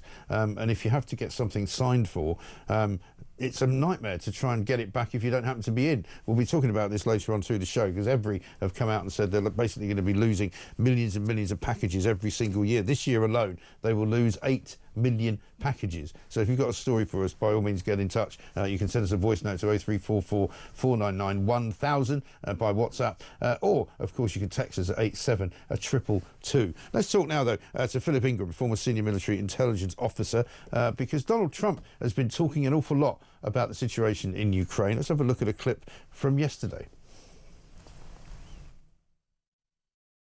We're hearing that Russia wants to force Ukraine to hold new elections in order to sign any kind of a peace deal. Is that something that the U.S. would ever support? Well, we have a situation where we haven't had elections in Ukraine, where we have martial law, essentially martial law in Ukraine, where the leader in Ukraine, I mean, I hate to say it, but he's down at 4% approval rating, and where a country has been blown to smithereens. You got most of the cities are laying on their sides. The buildings are collapsed. It looks like a massive demolition site. So, you know, people are tired of it. I think he's probably right to say people are tired of it, but I imagine, Philip, you'll want to tell me that he might have mentioned that the reason the buildings are all lying flat on their sides is because they've been blown to smithereens by the Russians. Well, exactly, and it's only a relatively small proportion of Ukraine where that has happened. The majority of the cities, you know, Kyiv, Lviv, and others are still standing. There is minimal damage. There's been some damage from Russian attacks, but you know, they are thriving cities and perfectly safe to go to. So I was not concerned about the meeting that went on in Saudi Arabia and the fact that the Ukrainians weren't at the table. But after Donald Trump's diatribe last night, it wasn't really a statement. I'm slightly more concerned about where this might be going. Yeah, I mean, the Telegraph this morning seems to have the best of the stories in the papers this morning in terms of what might happen. They're saying basically Zelensky could fall as a price of peace. They're saying that that Donald Trump's been making noises about the possibility of an election. Nothing to say that Zelensky would be ousted, by the way, but he might not win the election. Yeah, there's a number of different options. You know, Trump turned around and suggested that the Ukrainians could have negotiated a settlement of the war beforehand. He criticised the lack of elections. You know, there's a lack of logic in what he was saying. There was complete logic up to the negotiations, and including the negotiations in Saudi Arabia, because you know, Zelensky's already presented his plan for peace to Donald Trump and Trump's team. Nobody knew what the Russians' line in the sand would be or anything else. And that's why to get them on the negotiating same piece of paper as everyone else, there had to be a bilateral meeting between the Americans and the Russians for the Americans to say, this is what you will accept, and the Russians to put their piece across. However, it seems as if the Russians have dictated to the Americans really what it is that they want out of this, and that's not a good signal to send. I mean, the thing is, it looks as though from the coverage in some of the other papers, like the FT, for example, we've got a picture of the meeting in Riyadh, that this is very much part of a broader conversation, that the war is not the beginning and end of it, that the war is just a part of the sort of the normalisation, if you want, of relations between Russia and the United States. I mean, that's my take on it. Yeah, there's that 100%. You know, we have to recognise that Donald Trump had a lot of business interests in Russia when he was before he was last president, and those business interests have been affected by the sanctions and everything else that's been put on. How much that's influencing him politically, I don't know. But the other thing that we have to recognise is that the United States has got an eye on the relationship between Russia and China, and they see China as a much bigger threat. And what they will want to try and do is put as much of a wedge between that relationship between the two countries as they possibly can. So this could be part of a bigger gameplay. But again, you know, contradictory information coming out every day in dribs and drabs.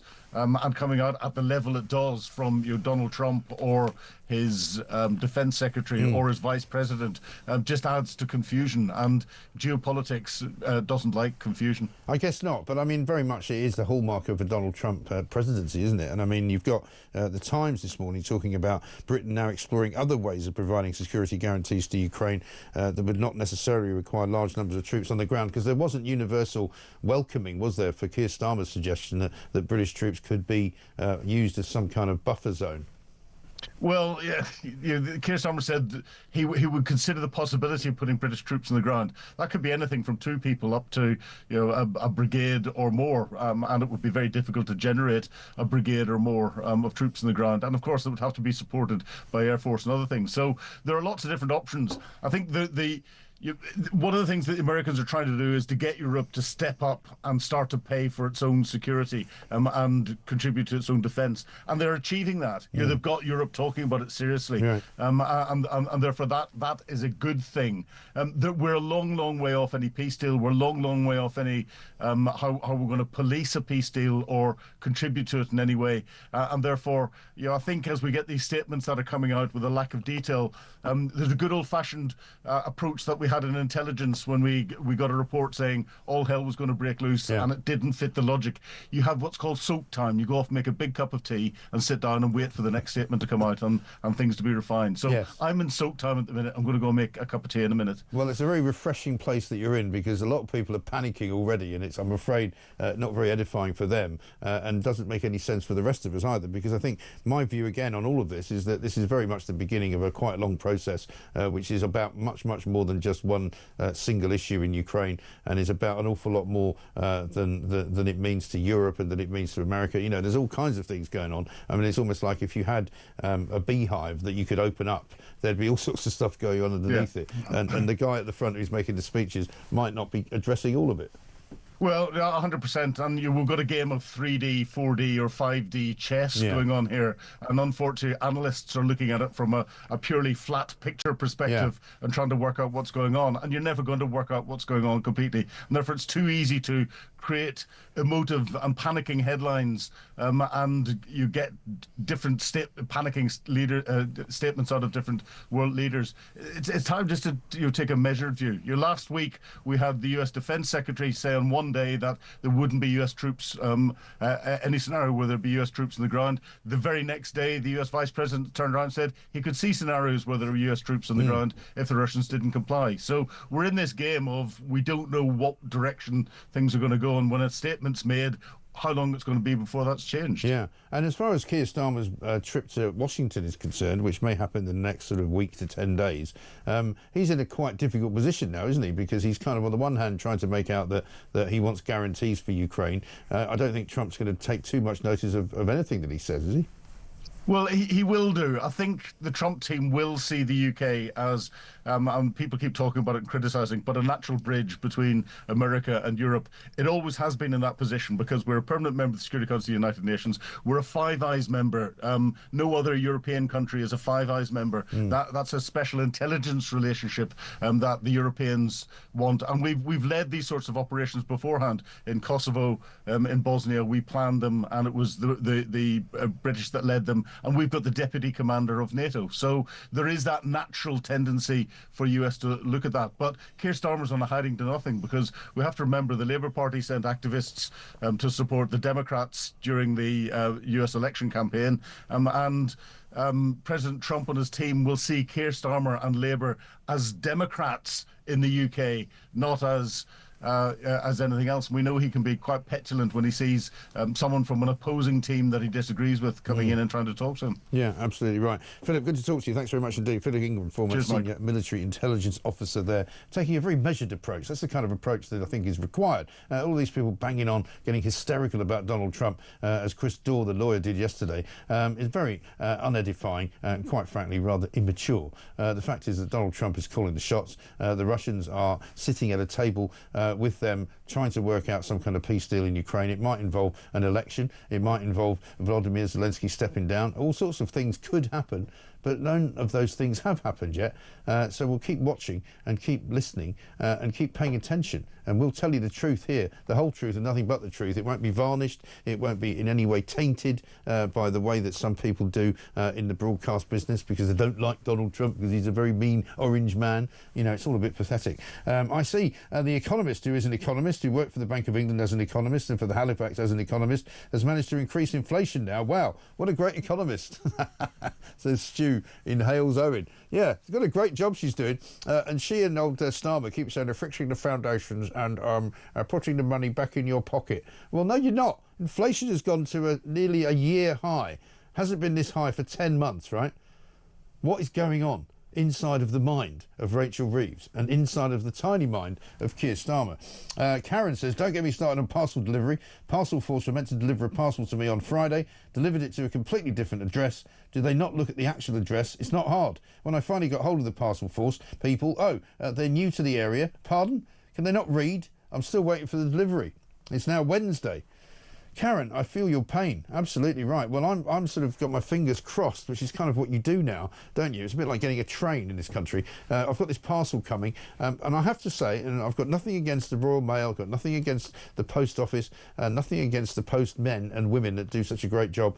But I've actually found that if you use some of these other companies, Every, for example, there are others, of course, that you can use. I've not had too many problems with them, to be honest. But maybe that's because I'm in London. People outside of London, I think, get a bit more of a problem. But do tell us your stories. 7:46 coming up. We'll speak to Robert Bates. We've got an exclusive here today about some people from the Chagos Islands who have come to Britain to seek help. But guess what? They're not getting any help. And the reason they're not getting any help is because they're British. If they were foreign, if they were asylum seekers, they'd be better off. This is Talk.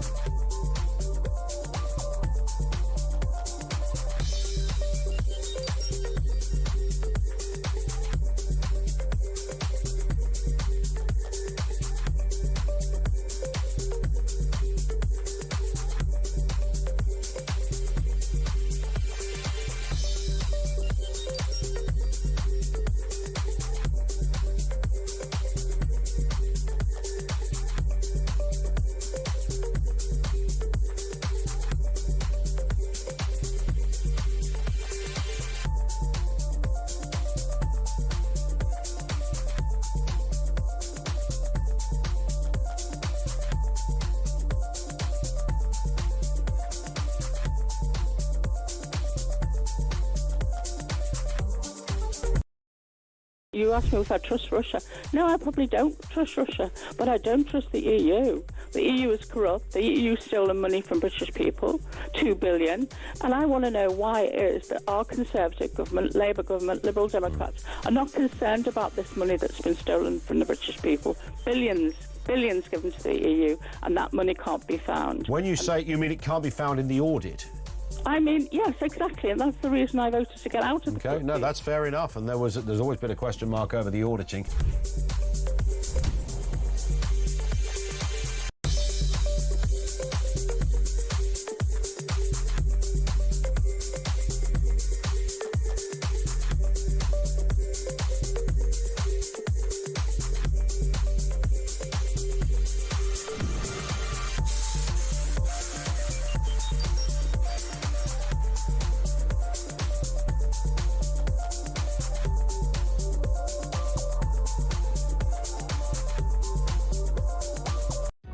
Across the UK, on DAB+, on your smart speaker, on your smart TV, and on your side.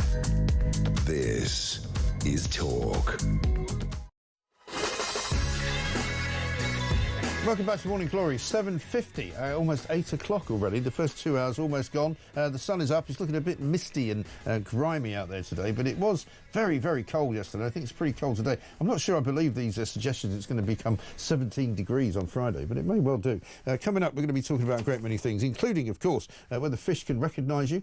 So if your goldfish can remember you, you might be a lot better off. Every, of course, losing 8 million packages every single year. And the BBC as well, we haven't got to them yet, using a Hamas official's son in a TV documentary without actually revealing that he was indeed the son of somebody who was in the Hamas government in Gaza. Absolutely extraordinary. Plus, of course, energy prices are going up, £85 next week.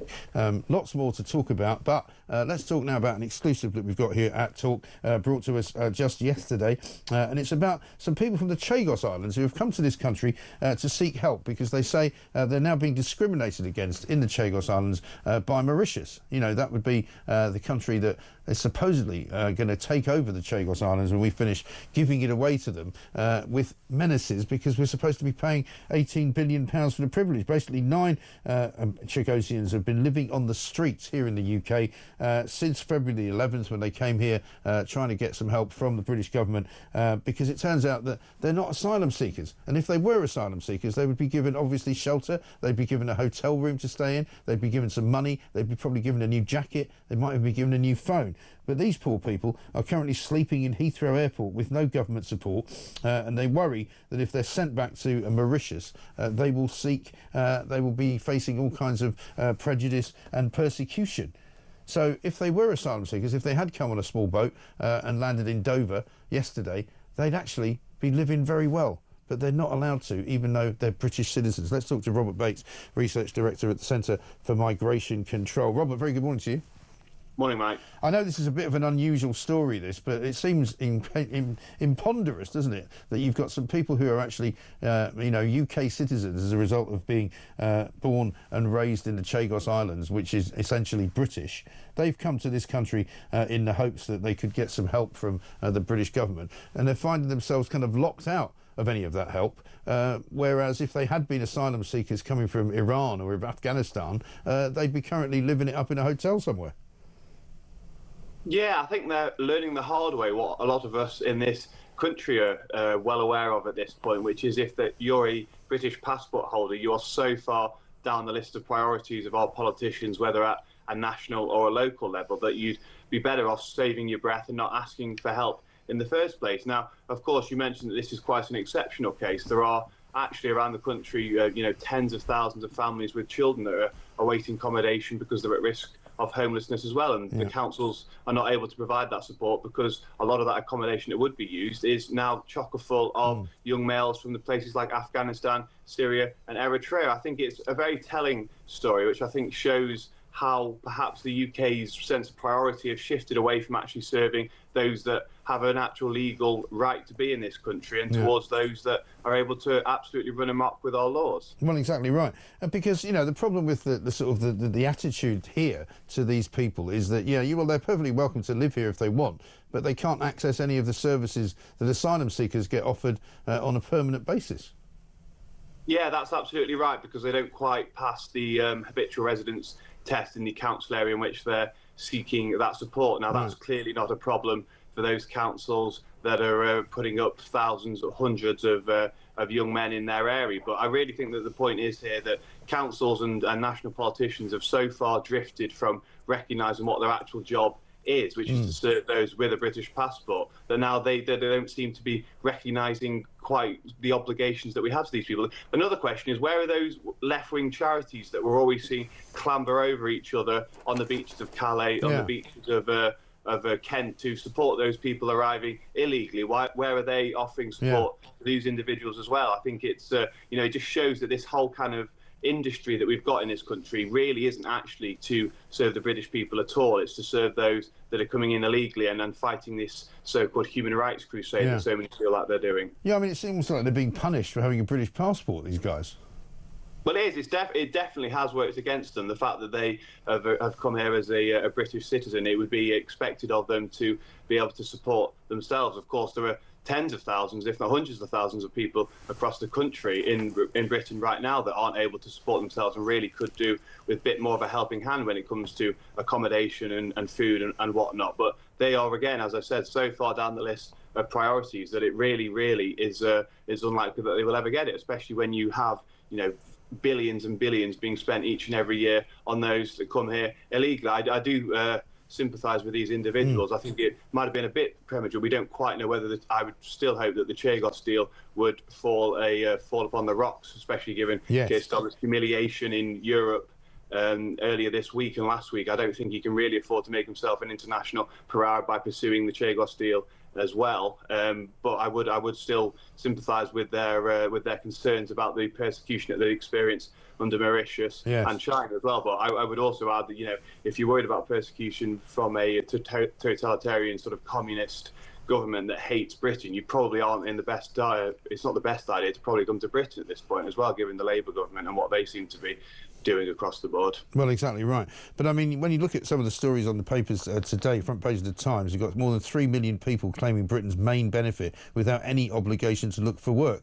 Now, I'm not in favour of people who do that. I'm not in favour of people who claim benefits as a way of life, regardless of whatever is the matter with them. I realise there are some people who might not be able to work at all, but I don't think there's many people who can't do something of some use, regardless of whatever, illness they may have or whatever, unfortunate disability they may have. But I don't see how those people are any different from these Chagosians. I mean, they might have been unwise to come here without any means to support themselves, but at the end of the day, they obviously didn't have the belief that if they stayed where they were, that they would be protected, because apparently the Mauritians now have already started maltreating and sort of discriminating against people from the Chagos Islands, sacking them out of jobs, making it difficult for them to lead their daily lives. And so, we should be helping them, for heaven's sake.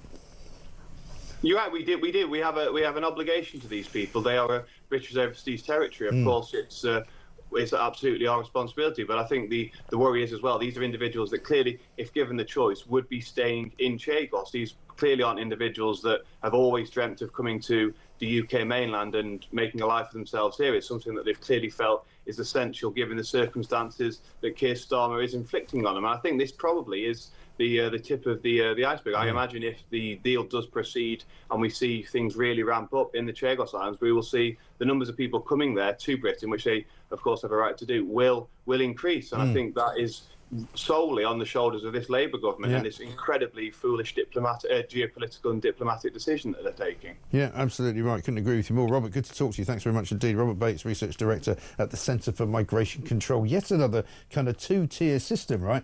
Two-tier Keir and his different ways of entering the country for people who come from either illegal routes or come from perfectly legal routes. These guys who've come from Chagos Islands have come legally to this country. They're trying to escape what they believe to be an oppressive regime in Mauritius. They're trying to make out that they would like some help from the British government, for which they are entitled, being British citizens, but they're not getting it. Why? Because they're not foreign asylum seekers from strange lands abroad. Bizarre, isn't it? This one from Ray in Liverpool about the Judiciary. Morning, Mike. The Judiciary claim to be independent, but they clearly aren't. They continue to pass down rulings which are obviously influenced by their political beliefs. Judges and lawyers now run this country, and it's not a good thing. One from Helen in Brum says the reason why British taxpayers birth rate is low is because they can't afford children. Sorry, she says white British taxpayers' birth rate is low because they can't afford children. Come here illegally and we'll home and secure our borders from the terrorists coming over on small boats. Well, I mean, it's not exactly true to say that the birth rate is down. I know the birth rate overall is down, but there's plenty of people having children. It's just that you might say that not always the numbers of people who you want to have children. I think the average number of children being had in this country now is much lower than it used to be. Mike, who named this generation Gen Z? They should be renamed Lazy. See what you did there. And one from John in Wolves. He says, Mike, there is an offence of fraud by false representation which encompasses the repealed offence of obtaining a pecuniary advantage. It appears to me there is a prima facie case to investigate Reeves and Reynolds for these offences. I think you're right. Absolutely right. Coming up in the next hour, we're joined by Esther McVey MP, former Minister for Common Sense. She's got plenty to say, I'm sure, about this Labour cabinet of lies and much more besides, all after the news.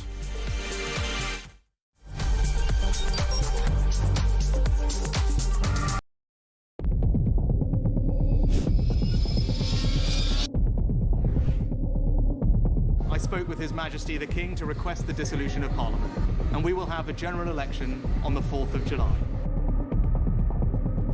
I have just returned from Buckingham Palace to form the next government of this great nation.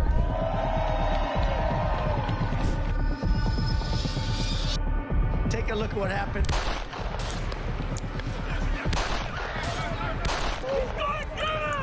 I immediately knew it was very serious, that we were under attack.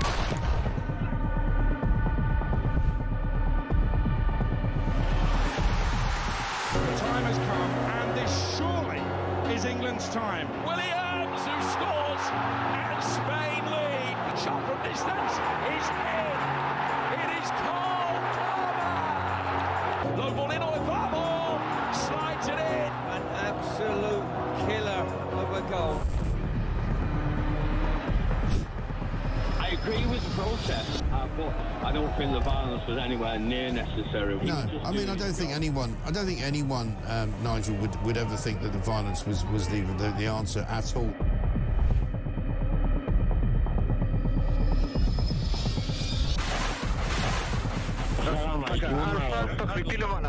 אזרחי ישראל, אנחנו במלחמה.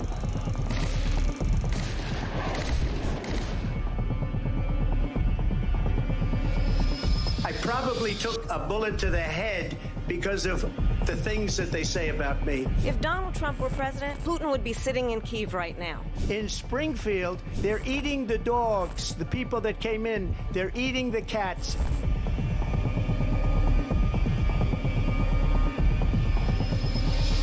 Liberal left couldn't understand that this man could be anything other than the great newsreader, a man of integrity. Is it possible in any way, shape or form that Keir Starmer didn't know about these facts about the suspect in Southport? I find it extraordinary that he wouldn't know. It seems that the public has not been told the truth. No, there's nothing like an American election, I have to say. North Dakota has gone red, South Dakota's red, Texas is red. Many people have told me that God spared my life for a reason.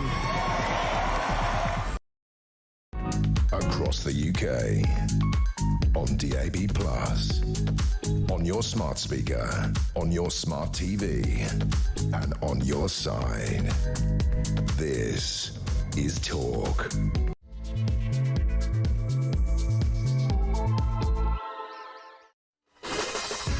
Welcome back to Morning Glory. 2 minutes past 8. The sun is up. It's Wednesday, the 19th of February, and we are here, ladies and gentlemen, for the duration till 10 o'clock. 4 glorious hours of Morning Glory. The world of common sense comes right into your living room or your bedroom if you happen to be home in your pyjamas, like apparently 60% of people are.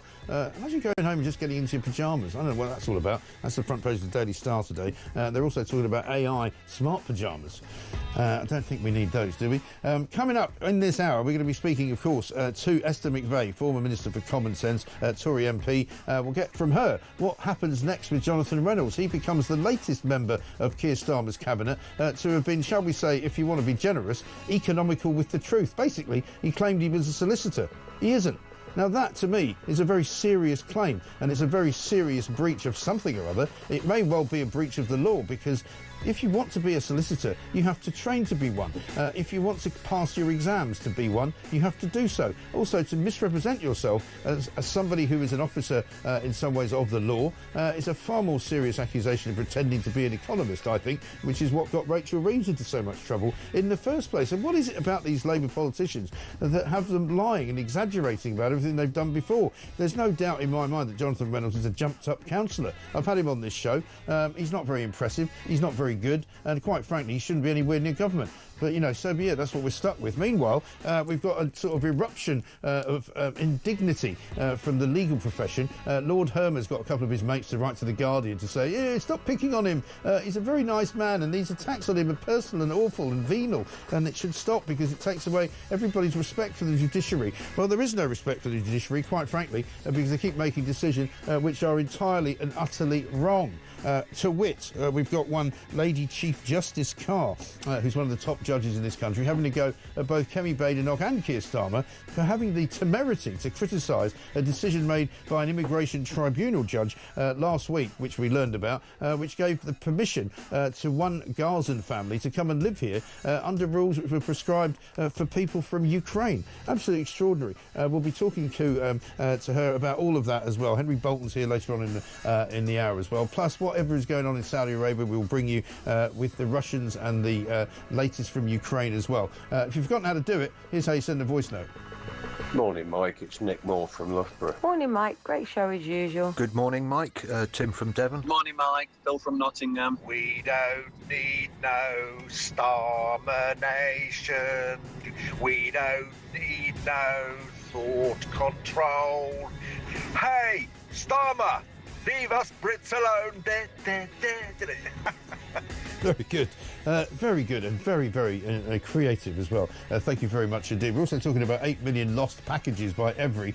Dave in South Gloucestershire says, Mike, is lost a euphemism for something else happening to packages? The numbers lost quoted would seem to indicate there must be huge piles of these things somewhere, or there should be a lost parcel under nearly every hedge in the country. You may well say that. This is Morning Glory. Let's examine all of it. Let's get it on.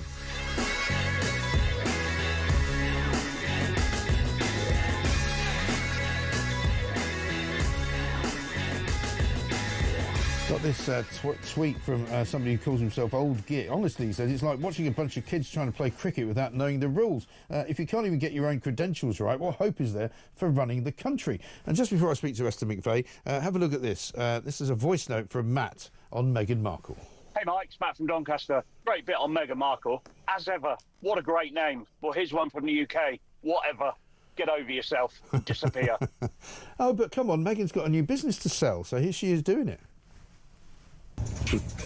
It's recording. Okay. Cat's out of the bag. I'm shocked we've kept this a secret for so long. In 2 weeks, my show's coming out, which I'm so excited for. And also my business, which I think there's been a lot of curiosity about. Last year, I had thought, you know what, American Riviera, that sounds like such a great name. It's my neighborhood. It's a nickname for Santa Barbara. But it limited me to things that were just manufactured and grown in this area. Then Netflix came on, not just as my partner in the show, but as my partner in my business, which was huge. So I thought about it, and I've been waiting for a moment to share a name that I had secured in 2022, and this is the moment. Yeah, great. Can't wait. Anyway, as we say, let's move on. Esther McVeigh is here, former Minister for Common Sense. You couldn't get more of a contrast, really, between two people. Esther, very good morning to you. Good morning. Sorry to keep you waiting, but there's a few things we had to get sorted out there before we came to you. We've got to start, I think, with Mr. Reynolds, haven't we? The Secretary of State for Business. I think this is quite a serious thing to misrepresent yourself as being. I mean, if I pretended to be a solicitor, I'm pretty sure that would be against the law, wouldn't it? Yeah, it contravenes the Solicitors Act 1974, so it certainly does. But I think you've got to look at the motivation behind changing your CV. I mean, you're inflating who you are. I mean, are you embarrassed about your achievements? Are you just trying to pass off as something better than you are? Were you trying to hoodwink your constituents to make them think you're something that you're not?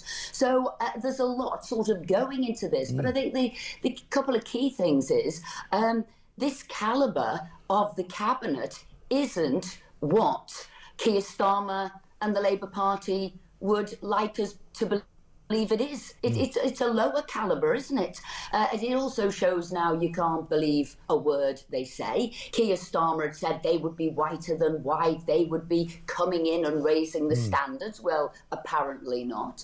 And Keir Starmer, as he never lets us forget, a former DPP, he should be taking this really seriously, that, you know, a minister of his is pretending, passing himself off as something else, and as I said, breaking the Solicitors Act 1974. So really, he should be fired. Yeah, he should. But of course, if it was an isolated incident, you might even be forgiven for being generous and saying, well, you know, people make mistakes. But this was on his record, if you like, for nigh on 14 or 15 years. He even declared it to Parliament that he'd worked as a solicitor. We've even got him tweeting about it in 2011. We've even got him in an interview saying, you know, I decided it was a much better job for me, for my family life, to be an MP rather than a solicitor. I mean, I would say this casts massive doubt on the fact that he's maybe another congenital liar that just can't tell the truth, can't lie straight in bed. Well, you know, the story seems to be growing. He's enjoying talking about it. You know, you'd say borderline fantasist in that regard. Right. But like I said, I'd go back to the motivation. Why did he feel he needed to say he was something he wasn't? Did he think that was going to help him get extra votes and win the seat? Did he think that was going to put him above other people to get a job? That's what you've really got to be looking into, because otherwise, why would you do it? Yeah. I mean, I know I wanted to get a master's in corporate governance. I didn't pretend I had one. I went back to John Moores University in Liverpool and got it. Right. You see what I mean? If you really want to be in that position, you really want that qualification, well, go and do it. Don't pretend you've got it, because there's lots of people who do have it and might have wanted that job and could have got it. Well, you know, you're changing the playing field, aren't you? Well, you totally are. And, you know, because why would people who normally speaking, I know that many people don't have a great deal of trust in politicians, but you wouldn't expect a politician to deliberately lie about what their qualifications were. You just, I mean, I would expect you to tell a little porky about possibly policy making, or a little bit about, you know, what you're planning to do, even though I don't forgive Keir Starmer for saying he was going to do loads of stuff that he hasn't done, you know, but that's different. You know, this is a category A offence to me, because you have actually taken the trouble to write it down, to say it in interviews, to give the impression that something which isn't true is true. And that's completely different to me.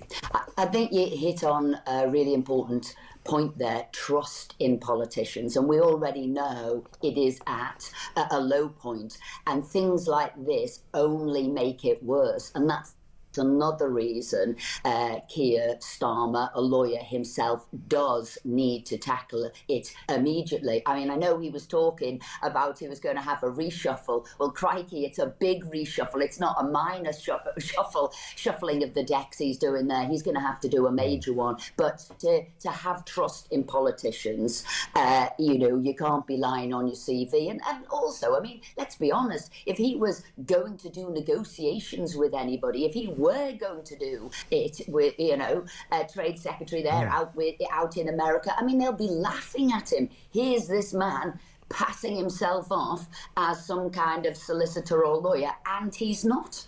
Yeah. I mean, he loses all credibility when he walks in a room now. Yeah, totally. Absolutely right. I mean, in the old days, I suppose, if he'd walked into the Commons chamber, he would have probably had a few choice words thrown at him by the opposition benches, but maybe it's too nice for that now. What do you make of this row that's going on as well now between, because I've been on a bit of a theme this morning of the legal profession, trying to make out that, you know, here's Jonathan Reynolds pretending to be a solicitor. We've now got top judges criticising politicians for having views. I mean, what is going on? We've got Lady Chief Justice Carr rebuking the Prime Minister, and I'm no defender of Keir Starmer, but I don't think that should be happening, because he disagrees with a view of an immigration panel judge, which was clearly wrong. Well, she's overstepped the mark. I'm not really sure why she's come out and said this. I mean, we live in a country with free speech, don't we? You know, and that includes criticism, and we're fully entitled to do that. And I'd say, you know, if judges don't like people criticising their judgments, well, first of all, you know, you need to get some thicker skin. Your skin's too thin. But equally, you know, MPs represent their constituents. Constituents have come forward and says these decisions now are ridiculing our immigration courts. These are making a nonsense of our legal system. We don't agree with them. And so she would have been better placed having a word with her judges to say, if you want people to respect the law, if you don't want people to criticise the law, then you better get a grip of some of these decisions you are making. So I think she's turned her fire on the wrong people. Well, exactly right. But she's also hiding behind this kind of rather slightly woke, in my view that, you know, she's accusing party leaders of failing to respect and protect judges. And there's that last word there, protect, which gives the impression that you're somehow putting them in danger of criticising them. And that's the kind of thing that I find really, I think, dangerous, because you're basically saying, well, there's a reason why you can't do it, and the reason is safety. But that isn't true. Like I said, this is about criticism, and we should all be able to criticise a decision. And what people are actually seeing and why this criticism has crept in, and she should look at this, why are people criticising it? Because what they see is an expansion of the judge's role. They're seeing people as being activist judges, and they are expanding their role into whatever the legal structure and framework is of the country. And so when they see a Zimbabwe paedophile not sent back to Zimbabwe because the judge has decided that the hostility he'll face in his country is something that shouldn't be inflicted upon him, and yet we are keeping a paedophile in the UK, and what they think that's preferential to putting children in the UK in danger. So really, that's what they should be looking at, the expansion of their role. And I think it is about the European Convention of Human Rights in our law now, something Tony Blair did. He brought the Human Rights Act in, and really we need to get rid of that Human Rights Act. We need to get rid of the ECHR and, as I said, make judges accountable for the decisions, but not be activists. No, exactly right. Because at the end of the day, there is a perception, certainly by the people that watch this show and listen to this show, who they told me, that the judges are kind of running the country. They're making these decisions based on who can live here and who can't live here. Many of the people who they allow to live here then go on to commit, you know, heinous acts against us. And this woman, Baroness Carr, said yesterday in a press conference, both the question and the answer were unacceptable at Prime Minister's questions. It is for the government visibly to respect and protect the independence of the judiciary where parties, including the government, disagree with their findings. They should do so through the appellate process. And MPs, like the governing body, also have a duty to respect the rule of law. So she's basically saying Keir Starmer shouldn't have said anything in the House of Commons. You should have launched a lawsuit in the appeal court, which is complete nonsense, isn't it? Yeah, well, that's awfully kind of her to tell us all what we can and cannot do in Parliament, what the Prime Minister can do and the Leader of the Opposition. What a load of nonsense. As I said, her time would have been better spent speaking to judges and saying to them, if you want the public to have faith in the legal system, then you need to be giving judgments that chime with the public. Exactly right. And one final one, page 2 of the Mail today, or 4, I think. Ed Miliband's £300 cut in energy prices looks further and further away. It looks like we're now looking down the wrong end of a telescope, because they're going to go up again. Energy cap goes up 85 quid next week. Well, again, this was another... I can only put it forward as a lie that the Labour Party went to the country with, you know, vote us in because this is what we're going to do, and it hasn't happened. Instead, they've set up basically another Quango, GB Energy, costing billions of pounds to set it up and run it. Look, the energy prices aren't going to go down. The more he goes down his sort of almost religious-like zealotry with net zero pushing prices up, that's all that's going to happen under Ed Miliband and the Labour Party. Yeah, absolutely right. We won't be saving any money anytime soon. Inflation, of course, through the roof again. It's up to 3%. So, you know, saving the pennies and putting money back in our pockets is looking a long way away as well. You know what? They were in opposition for a long period of time and would throw stones, you know, what they were going to do, how bad everything else is. And who'd have thought in such a short space of time they would be so bad in office? You know, it's a lot more difficult governing and being in charge. And I'm afraid I don't think any of them are up to the job. No, it's very clear they're not. And it's very clear they also faked their CVs in order to make everybody think they would be. But there we are. Esther, good to talk to you. Thanks very much indeed. Esther McVeigh, MP, former Minister for Common Sense, still talking an awful lot of it. Let's get a voice note from James. Morning, Mike. It's James from Blackburn. Why can't they tell the truth? How many CVs are they going to lie on this lot? I mean, have we checked all of them? We need to check all of them. I'm starting to doubt whether Keir Starmer's even the Prime Minister. Maybe that's a lie on his CV as well. I bloody hope so. And then someone should check whether his dad was a toolmaker as well, because that could be a lie. I don't know what to believe anymore. Well, I do actually. I know that we need to believe that this government is an absolute shambles. Deary me, Mike. James in Blackburn, brilliant as ever. The government is a complete shambles. It's a shower. A bunch of liars as well. What's going on? Why can they not tell the truth? Are they frightened of the truth? Do they even know what it is? Do they even know that they're telling lies? I mean, it's like dealing with a bunch of miscreant teenagers. Where did you go last night? I didn't go anywhere. We were out. No, I wasn't.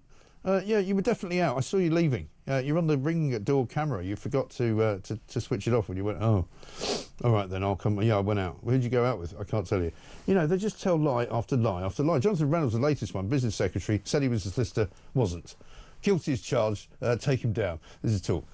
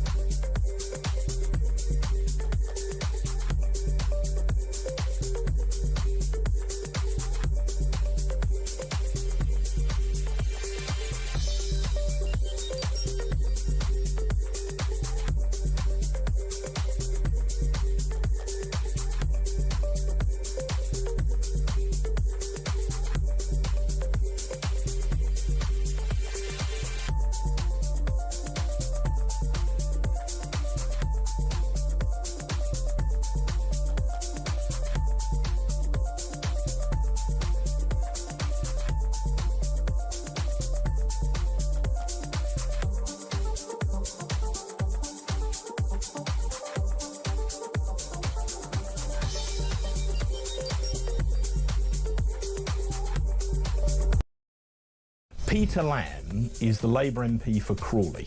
Now, most of the Chagosian diaspora live in and around Crawley. He said, and I've got it written down, I want to get his quote right, this is one of the worst things the Labour Party has done in its history. The Chagosians have complained bitterly. They say the Foreign Secretary, David Lammy, hasn't really engaged with them. Stephen Doughty, his junior minister, says he has. But clearly the Chagosians feel that the government have not given them any kind of a hearing.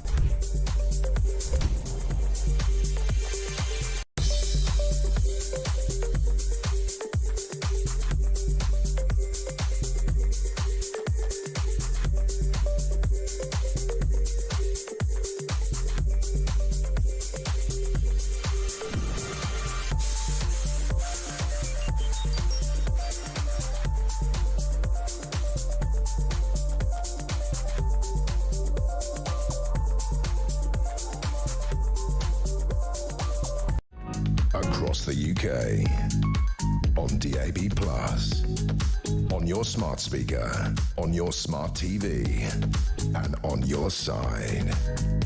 This is Talk.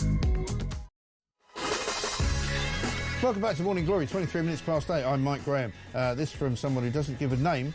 Do give a name if you can. Mike, the only reason Starmer is pushed around by lawyers is because he is weak. We have a weak leader, weak politicians, but an overly assertive left-wing civil service and left-wing judiciary. I'm not saying we need right-wing people in these roles, but we do need to redress the balance with logic and common sense. Well, what you need is a sort of Trump-Musk type figure, don't you? You need some people who know what they're doing to completely put it all to bed and to just say, no more of that. This is how we're going to do it in future. Elon Musk and Donald Trump were both interviewed last night by Sean Hannity on Fox News in America. Let's have a look at what Elon had to say about the president. I know, I love the president. You love the president. I think President Trump is a good man, and he's, you know. It's nice the way he said that. You know, there's something nice about it. Really is. You know, because I mean, The president's been so unfairly attacked in the media. It's truly outrageous. And I've at this point spent a lot of time with the president, and not once have I seen him do something that was mean or cruel or wrong. Not once. And there he is defending the president. We'll bring you more on that coming up in later parts of the show. Right now, though, let's speak to Henry Bolton, OBE, International Border Control Expert. A couple of stories for you, Henry. Very good morning to you.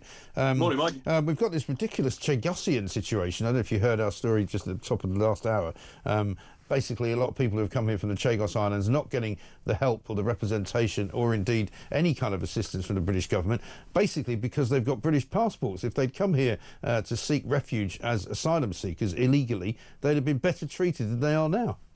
Indeed, Mike. I've helped the Chagosians a little bit here in the UK. They've got the problem that the British government is trying to portray them either as British and, you know, therefore not entitled, as you say, to the support, or their alternative is to agree to be Mauritian, effectively, which they don't want. Yeah. They are British subjects. They're British subjects from a British territory from which they and their parents were ejected by force by a Labour government. So, you know, the problem here is that the government has, for the first time in my knowledge, in my lifetime, turned its back on the principle of self-determination for these people because it fails to recognise that they're actually Chagosians, right. Which is ridiculous. Well, it totally is, but even more ridiculous is that somebody who actually physically holds a British passport and is a UK overseas territory has fewer rights than somebody who comes here without a passport, without any kind of antecedents, without any kind of qualification, without any sort of, you know, ID of any kind, and who immediately gets more help. That's true, Mike. But there is also, and I'm afraid I did miss your story at the top there, but. There is the situation with the Chagosians that the British government has provided in the past a package of support to the Chagosian people in some sort of very inadequate compensation for being removed from the place where they live, right. their own islands. Right. Well, these are people who have basically come here because they fear that they are being discriminated against already now by Mauritius, and they don't want to go back there because at the end of the day they're being removed from jobs, they're being removed from you know, positions that they might have had all of their lives because the Mauritians are basically discriminating against them. But they've come to Britain, they've been told by the Brits that they have every right to stay here, that's not the issue, but they won't allow them to claim any kind of help or benefit of any kind while they're trying to establish themselves here. No, it's absolutely ridiculous. And you say, if you compare that, contrast that with the help that people get if they come across on a small boat, if they come over as family of somebody who's here as a refugee, however, these people get the full state, you know, weight behind them. Yeah. And legal fees paid and God knows what. So. You know, it's absolutely ridiculous, Mike. But in this particular case, it's worse because of the context of the islands themselves, the British Indian Overseas Territory, the Chagosian Islands, and that places this entire point, this that you're raising, in the most appalling context. This is a British government that is doing everything it can, it seems, by deliberate policy to undermine the status of British territory, give it away, pay to give it away, and the people from there, British citizens, British subjects. And this is not a government that is putting the interests of the United Kingdom and British people first, quite clearly. No. And it's a matter of deliberate policy. And that's the worrying thing here, because I don't know how we stop it when they've got the majority that they have. Well, this is the problem, that they've also, although at least Keir Starmer got up in the House of Commons last Wednesday in Prime Minister's Questions and declared that an immigration tribunal judge's decision on people coming here from Gaza was wrong. He's now being given a hard time by the Lord or the Lady Chief Justice, who says, oh, you shouldn't be criticising the judiciary because that takes away their authority and respect. Well, it's absolute nonsense, isn't it? The sense is now that this government is basically run by human rights lawyers, starting with Lord Hermer at the top as Attorney General, and going all the way down to the immigration tribunals, where people there are issuing the sorts of ridiculous, judgments which allow paedophiles to stay here despite the fact that they should be deported to Pakistan, that allow Albanian gangsters to stay here because their son doesn't like Albanian chicken nuggets. I mean, the list goes on and on. There's another story today about a migrant couple whose 2 children crossed the channel alone on a small boat. They're now seeking to come to the UK to join them. I mean, it's just ridiculous. This has long been a sort of back door into the right to come to the UK and a right to remain here, the right to family life and a private life, and that is Article 8 of the the European Convention on Human Rights, and that's written into UK law through the Human Rights Act and so on, and so.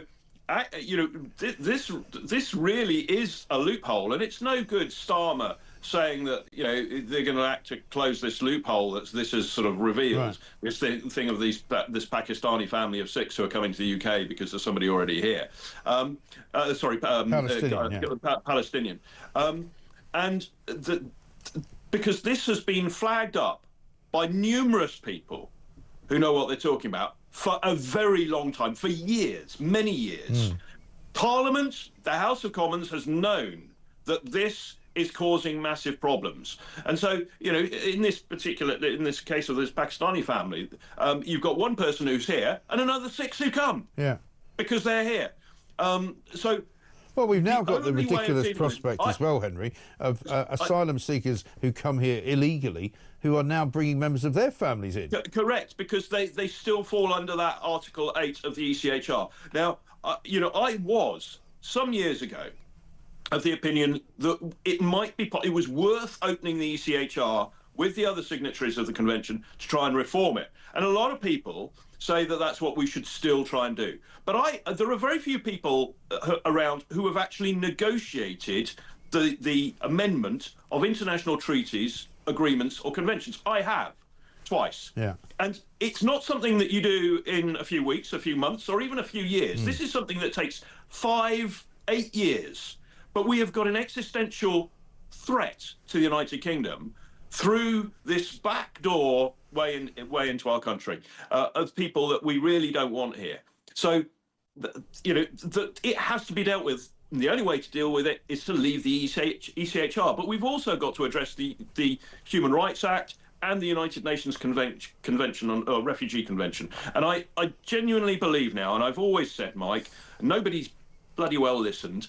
I've always said that, apart from you, of course, I've always said that if the longer this is delayed, the longer our politicians and our leaders bury their head in the sand or turn the other way, the more dramatic, the more draconian the solution is going to have to be. And I now believe that we have no choice. If we want to safeguard the British people, our identity, our heritage, our history and our culture, and our infrastructure, and therefore all the people here, we must get rid of the Human Rights Act, leave the ECHR, and leave the United Nations Convention on Refugees. That is the only way. And for those people who say that's an appalling thing to say, I'm sorry, it's your damn fault, because you have refused to listen, refused to recognise this threat, this problem, and refused to listen to the British people. There is no choice now. We have to do that. Absolutely right. Henry, couldn't agree with you more. Thank you very much indeed. Henry Bolton, OBE, International Border Control expert on that business of the Chagos Islanders, who are just not allowed to have the same rights as people who come here illegally, unbelievably. Alan in Merseyside says, I don't think Starmer's bothered about Reeves or Reynolds. Will do as much as he can to turn our country into what he wants it to be in the next 4 years. Wake up, other Labour MPs should stop him.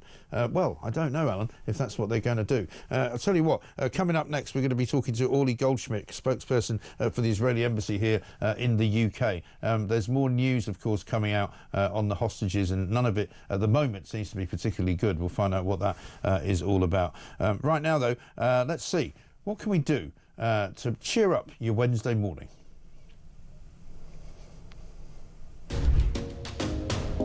It's competition time, and we're giving you a chance to win a whopping £25,000. So what do you need to do to get involved?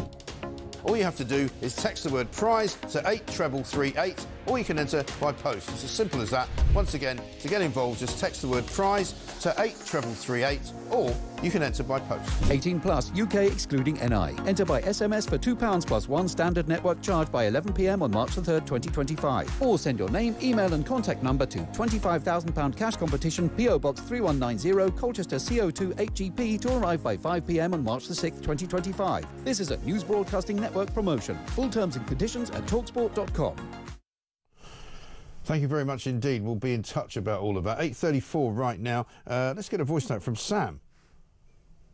Morning, Michael. Do you remember that show, Stars in Your Eyes, where people would come out and say, "Today, Michael, I'm going to be," and then they would give a pop star's name, and then they'd come out and pretend to be them and sing. Do you think the government, after the cabinet of the government, are all like that? You know, today, Michael, I'm going to be a chancellor. You know, or Brainer. Today, Mark, I'm going to be Bob the Builder. And of course, last but not least, today, Mark, I'm going to be the Prime Minister.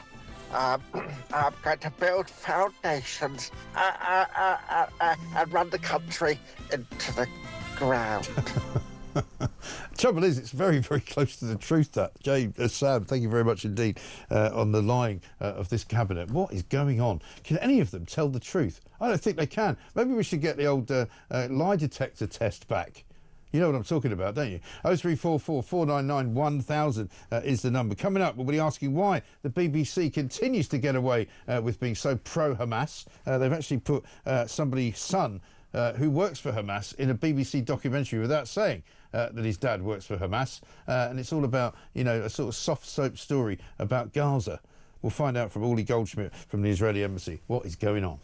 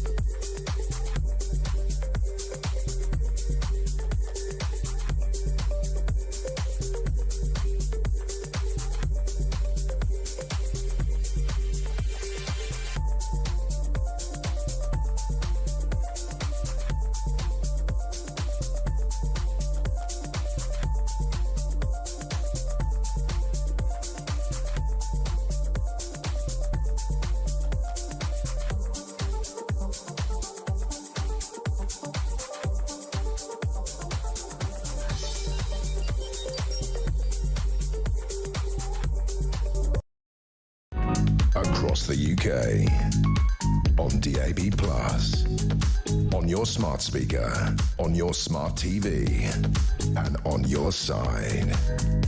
This is Talk. Welcome back to Morning Glory. I'm Mike Graham with you all the way through until 10 o'clock, of course. We've got four, I should say, glorious hours from 6 o'clock every morning until 10. Coming up at 10 o'clock, Alex Phillips is going to be here, of course, and she'll be bringing you everything that's going on in the world. We've got a high inflation rate, higher than anything seen in the last 10 months. So Rachel Reeves, I'm afraid, whatever it is she thinks she's doing as an economist, working for the Treasury and working for the Chancellor of the Exchequer's job, he's not doing a great job, I'm afraid. But we're going to talk now about something that's going on in the world, which has been troubling everybody for a very, very long time, and it is, of course, the hostage situation in Gaza. I'm joined now by Uli Goldschmidt, I should say, sorry. Good to see you, Uli. Thank you very much for coming in. Thanks for having me. An important few days coming up. The Hamas horror show goes on. They're telling us that the children in that family that everybody hoped might still be alive are no longer alive, and they say they're going to be returning their bodies, but Israel's not sure that that's the truth, are they? Well, you know, we know how Hamas operates, and as long as we don't see it from our eyes, we don't take anything that Hamas says for granted. And I have to say that the last month or so has been really a roller coaster of emotion for all of us Israelis. On one hand, the relief to see some of our hostages coming back alive from the Hamas hell after about 500 days of torture and starvation. And on the other hand, we get even more worried for the hostages that are still there in Hamas's hold, receiving no medication, of course, no visit from the ICRC, no food, nothing, and they are malnourished, they are maltreated. And you know, I can't stop thinking about the Bibas family, about Yarden Bibas, who was recently released, and who knows that his two sons, one baby, 9-month-old baby, Kfir Bibas, were taken by those sick Hamas terrorists. I mean, who does that? Who takes? That's just awful, isn't it? It's unbearable. It's unbearable for the family and for the whole of Israel, who have, you know, taken those two sweet boys as if they were their own family. Yes, I know, absolutely shocking. I think the world was shocked by that. But surprisingly, the world has been, I think, more sympathetic than anybody could have imagined they would be to what has happened, you know, since October the 7th in 2023. I think that might be changing a little bit, though. Do you sense that perhaps after certainly the release of the 3 men who came out looking really, really emaciated and starving, and as if they'd been through a horrible ordeal, has that changed, do you think, the way the world is looking at this now? I think that everyone was really shocked by seeing those 3 men. I don't think people realized what Hamas are capable of. We knew because, you know, they live streamed the horrors that they did on the 7th of October. So, and we heard from testimonies of people who came back from the Hamas terror dungeons. But I think that yes, the world finally realized that Hamas are trying to do a genocide, and they have no pity. They have no value for human life in general. They want to eradicate us. They have said that time and again. If they could, they would do another 7th of October. So, I guess that the world is realizing what we have been fighting for the last 16 months. Right, and so this is generally being called phase 2, right, of the hostage release? We're still in phase 1. Oh, okay. Yeah. But phase 2 is about to be negotiated or about to start again soon? Yes, so there are negotiations about phase 2. Israel clearly wants all of the hostages back. We have still about, as of now, we still have 73 hostages, but we will still have about 60 plus hostages in Hamas's hand. And we need all of them released as soon as possible. We need them all released now. But you don't even know how many of them are still alive at this point, do you? We believe that at least half of them are alive. We don't know in which conditions. You know, that they don't receive adequate food. And there's one point that I think it's worth mentioning. When you see the hostages coming back to their families and you see the happiness, it doesn't show the real way that they are coming back. They haven't received adequate food, no vitamin D. Of course, they were under the tunnels. They start to lose hair. They don't have, you know, the bones are completely inefficient. They need to learn physical things again. And I'm not even starting to talk about the mental toll that they have gone through. And as long as their friends remain in Gaza, they can't heal. We're talking about children who don't have their father. We're talking about wives who don't have their husbands. You know, families are destroyed, and we're not whole until all of our hostages are back. No, of course. And it must be even more galling when you see some of the things that come out from the BBC here in this country, not just the news and the programming that they put out, where they continually refuse to register that Hamas is a terrorist organisation. They continue to say, you know, that they're proscribed by some countries, including Great Britain. They make it into this big kind of explanation. But a story in the papers this morning, there's a documentary out called Gaza, How to Survive a War Zone. It was broadcast on Monday by BBC Two with the aim of showing a vivid and unflinching view of life in the Strip. But they're facing questions because it turns out that one of the people who's in the actual documentary is the son of a Hamas official, and BBC didn't actually acknowledge that. Right. So I watched the BBC documentary. I have to say, I'm not surprised that there is anti-Israel bias. Unfortunately, we've become quite used to this. But I have to say that even I was shocked by the fact that they don't check the connection between that boy and the Hamas family. Right. He's a son of a Hamas member, so how can you expect impartiality? There is a cameraman, one of the two cameramen that was used to do this documentary, who praised the Hamas, the 7th of October, on October the 7th. And you know, it makes me worry. First of all, this is paid by UK tax funds. Yes. So, I mean, Mike, you funded that documentary that you're talking about. I'm not happy about it. And second of all, I'm thinking about all the people who are watching BBC and they're receiving this as clear information as if it was impartial, and it makes me worry. You know, what do these people think about the conflict, the Middle Eastern conflict, about Israel-Hamas war? Those questions need to be asked. I think we know. I mean, it says in the piece in the Mail here that basically this boy's grandfather would be the Hamas founder, Ibrahim al-Yazuri, who's previously been jailed by Egypt and Israel for his involvement in terrorism. So, I mean, this is it wouldn't have been that difficult to check, I wouldn't have thought. And, you know, the idea that the BBC has a view, I think, is very clear. Jeremy Bowen, who's their kind of senior foreign correspondent, I watched him doing an interview with somebody from Hamas, and at the end of it, he got up and gave him a hug. And you think to yourself, well, that's not really what you should be doing. That's not the job of a journalist, to hug the person you're interviewing, generally speaking.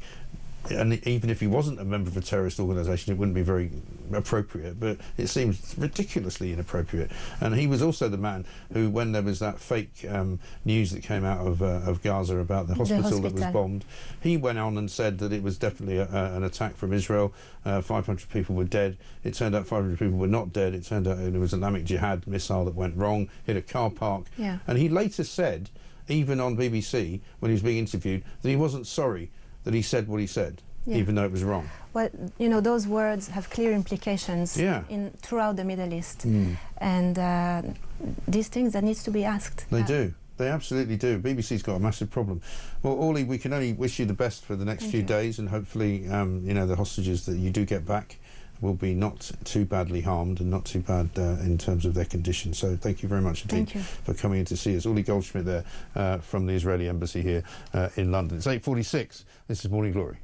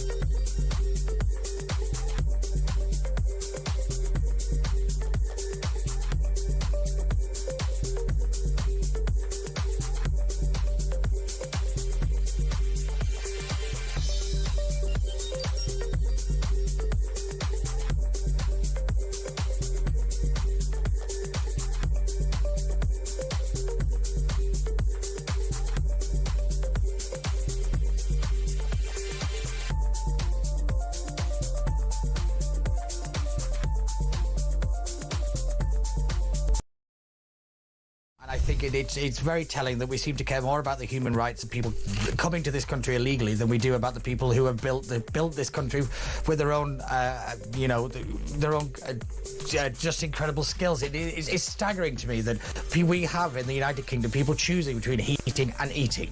That is the UK in 2025. I do not understand how people are not out on the streets over this. It is just incredible to me. So apparently this is going to be saving the UK government about $1 billion or something. Across the UK, on DAB+, on your smart speaker, on your smart TV, and on your side. This is Talk. Right, good morning, Glory. It's 8:48. I'm Mike Graham. And here's one from somebody who doesn't actually give a name. Speaking of human rights, why is no one reporting on the treatment of Tommy Robinson in prison? Regardless of his politics, he's being treated like an animal.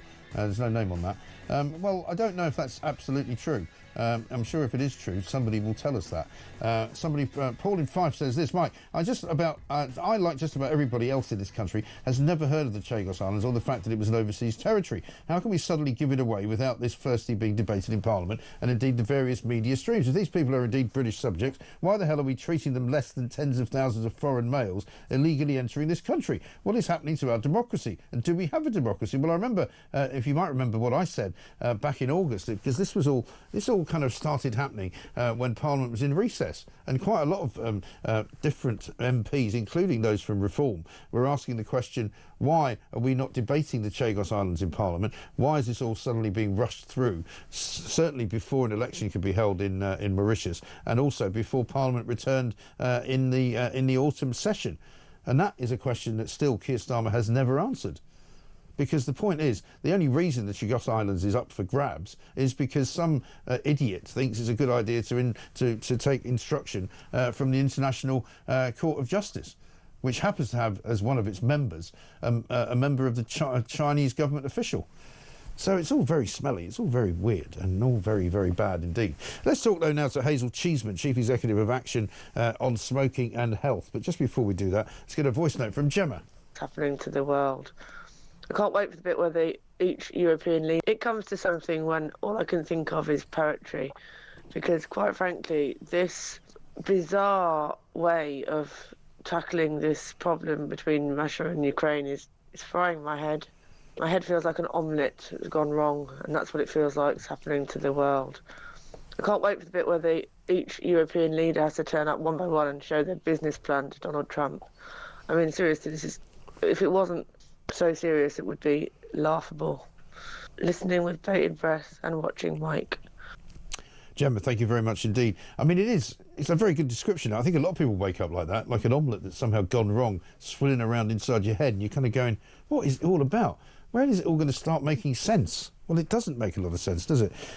Let's talk about smoking and health, though, because the government is apparently backing a new study to track the long-term effects of vaping on young people, and they're going to start launching an anti-vaping campaign aimed at teenagers. I think there was a smoking bill that was meant to go through Parliament under Rishi Sunak, but it kind of got lost in the depths of the last Parliament when the Tories were still in, because they called an election. Hazel Cheeseman is here. Hazel, very good morning to you.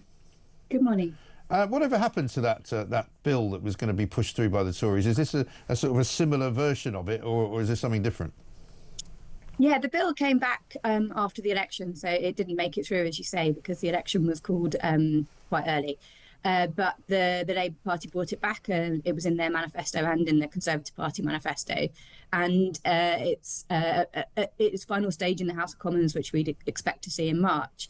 And then on top of that, the government has announced this study today, long-term study looking at the impact of vaping on children over the long term, which will really add to the evidence that we currently have around vaping, which we know is much less harmful than smoking. It's important that people that are currently smoking and thinking about switching know that it's much less harmful. But if you don't smoke and if you're underage, we think that there probably will be risks from using these products long term, and this study will help us to understand what those might be. Yeah, it's not that it's not harmful, it's just that it's not as harmful as smoking. So, I mean, I suppose it's a question of priorities, really, isn't it? I mean, you don't really want anybody smoking vapes, but the trouble is there will be those, I'm not particularly one of them, I'm not particularly zealous about it, but, those who say, well, as long as it's legal, why shouldn't people do it? Well, I think it's important to distinguish between vaping and smoking. Smoking kills around 2 in 3 long-term users. I mean, it is like a unique product on the market. It would definitely not be put on the market today if it was, suddenly to be invented. But nobody's willing to ban it, though, are they? That's the problem. Well, the bill before Parliament will phase out the sale of tobacco to the next generation. I mean, that's the bill that Rishi Sunak had tabled when he was Prime Minister, and what the government has brought back with additional measures around vaping. Right. So, is that still a thing? This is the one where you can be 40 and you can't buy cigarettes, but your mate who's 41 can. Well, it's part of this strategy to end smoking in this country. So by the time, the government modelling suggests that by the time we get to the point where people are 40 and 39, frankly, it's a bit irrelevant because smoking is effectively zero in that population. But would it really be, though? I mean, I know it may sound like something that you want to do and it might be good for the health of the nation, but, you know, marijuana's illegal, but there's more people smoking it now in London certainly in London than ever. You know, cocaine's illegal, but people get their hands on it. There will still be cigarettes that get sold, won't there? Well, I think there's a distinction to be made between making, you know, the illegal drugs market and what the plan is around tobacco, which is a kind of phased out sale. It won't criminalise the individuals. It will say it's illegal to sell these products. And right. there is a but clear that won't stop them being sold, though, is my point, will it? But that's why on its own it's not sufficient. And, you know, the bill is wider than this, and the government strategy and the investment being made is wider. Obviously, from our point of view, there's more that the government needs to do. But it's completely realistic that if you put this measure in place alongside the other support that we know a lot about how to get people to stop smoking. You know, it's just a question of will and investment.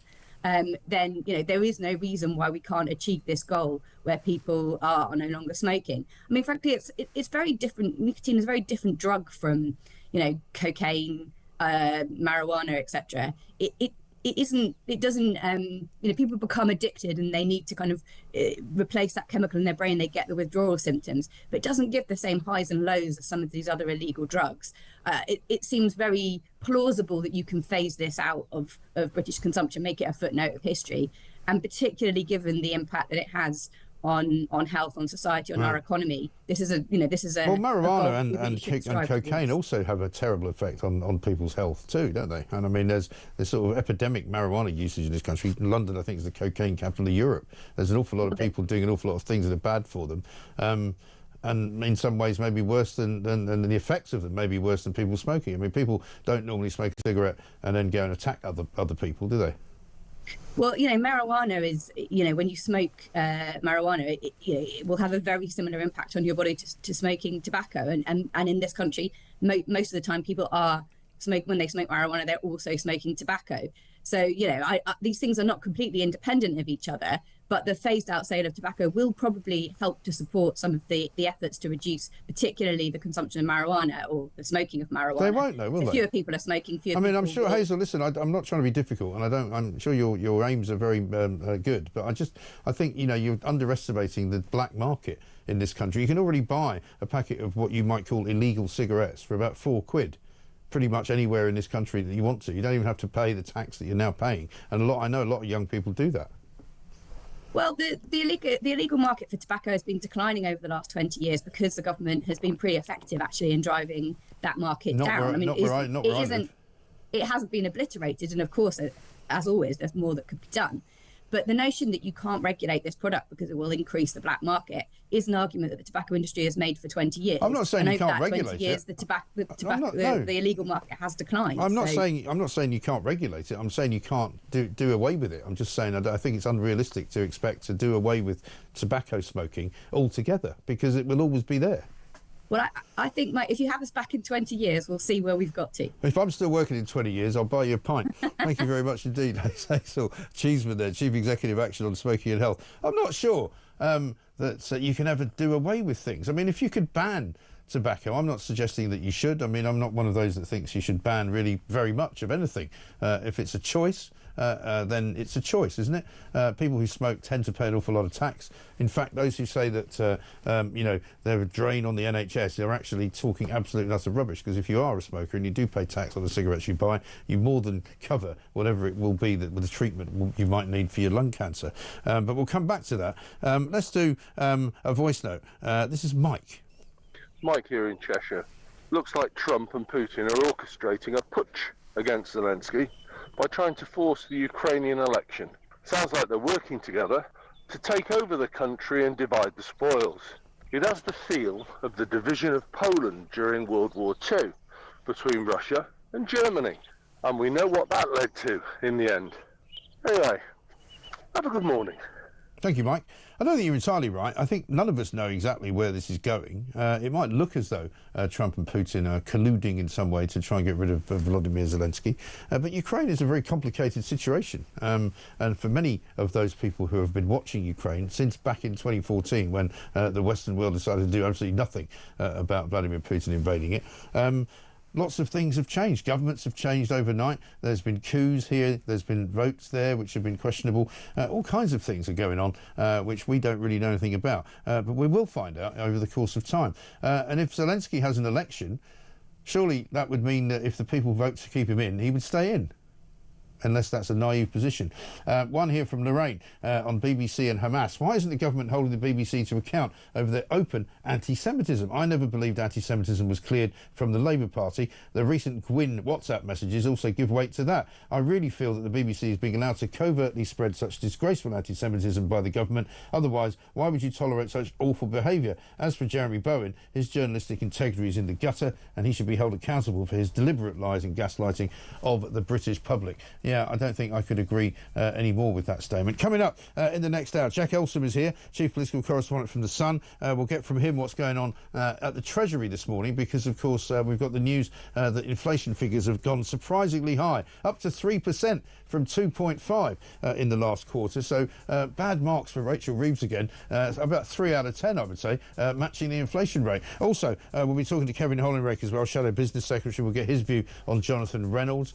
Should he or should he not take the long plank into the sea? I think he should. This is talk. He's the latest government minister who's told lies on his CV. This is Morning Glory. We'll be back after the news.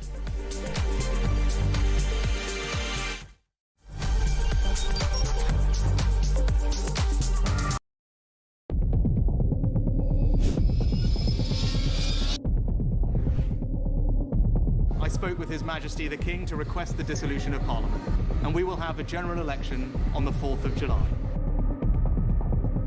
I have just returned from Buckingham Palace to form the next government of this great nation.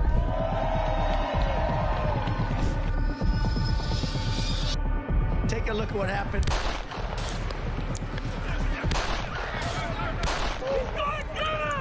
I immediately knew it was very serious, that we were under attack.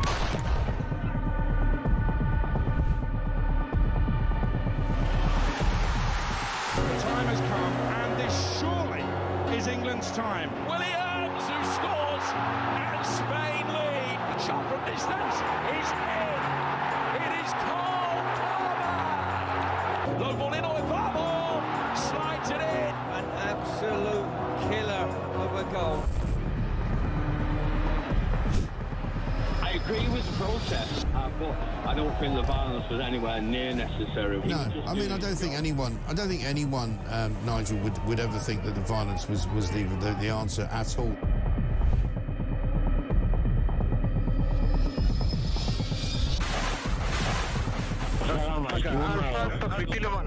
אזרחי ישראל, אנחנו במלחמה.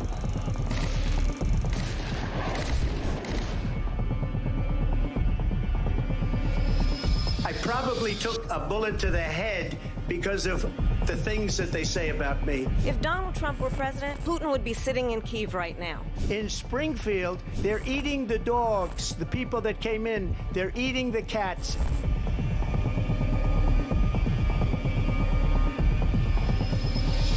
Liberal left couldn't understand that this man could be anything other than the great newsreader, a man of integrity. Is it possible in any way, shape or form that Keir Starmer didn't know about these facts about the suspects in Southport? I find it extraordinary that he wouldn't know. It seems that the public has not been told the truth. No, there's nothing like an American election, I have to say. North Dakota has gone red, South Dakota's red, Texas is red. Many people have told me that God spared my life for a reason.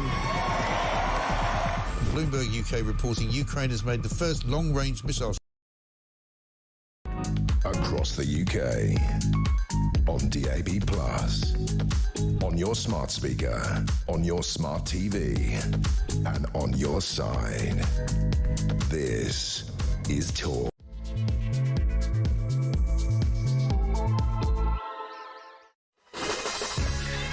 Welcome back to Morning Glory. It's coming up to very nearly 3 minutes past 9. It is Wednesday. It is the 19th of February. Prime Minister's questions, I guess, coming up a bit later on. There's some stories on the front pages this morning about how, I'm afraid, Prime Minister's questions has enraged the wrath of one Lady Chief Justice Carr. Apparently she doesn't like the fact that Keir Starmer and Kemi Badenoch were critical of a decision that was made by an immigration panel judge, to wit, the one about the people from Gaza who are allowed to come here under the Ukrainian refugee scheme, simply because they had a relative who was already living here from about 2006. Keir Starmer and Kemi Badenoch said it was a bad idea, and in fact Keir Starmer then said that he was going to close the loophole to make sure that it couldn't happen and that it certainly wouldn't be repeated.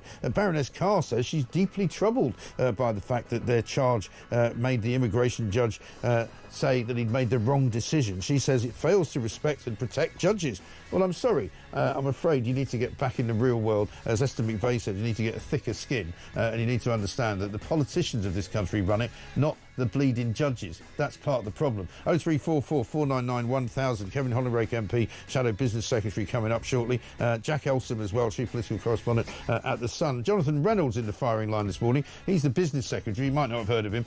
He's a bearded bloke. He's a bit of a jumped-up councillor who hasn't really done much of anything in his life or his career, but apparently he claimed to be a solicitor, which in my view is a pretty serious misrepresentation of your CV. And he didn't just claim it on his CV. He didn't just have it on his LinkedIn account. He had it in Parliament. He applied to be a parliamentarian, having said that he was a solicitor. He's recorded on Twitter, having said he was a solicitor. He's got various documents which say he was a solicitor, yet he was not a solicitor. So yet more lies from this government, yet more untruths from cabinet members. He's worse, I think, than Rachel Reeves, because the deceit in order to prove something like being a solicitor is concerned is far more serious, in my view, than it is just pretending that you were an economist when you weren't. 0344 499 1000 is the number. We're talking about parcels that go missing as well. And if you've forgotten how to get in touch, here's how you do it. Good morning, Mike. It's Nigel here in London. Good morning, Mike. Good morning, Mike. Chris from Epsom here. Hello, Mike. This is Liz calling from Qatar. Rachel Reeves, the exaggerator. I actually think she's more of a terminator. She's terminating growth. She's terminating pensioners. And she's terminating jobs. And given long enough, she's going to terminate this bloody country. I mean, I think you're absolutely right. We call her the exaggerator, but maybe Terminator is good. The approval ratings of the government go further down this morning. Meanwhile, inflation has gone up to 3%, the highest it's been for 10 months. We're putting money back in your pockets. Yeah, well, you might be, but it's not worth anything, so you can't buy anything with it. 0344 499 1000. This is Morning Glory. Let's get it on.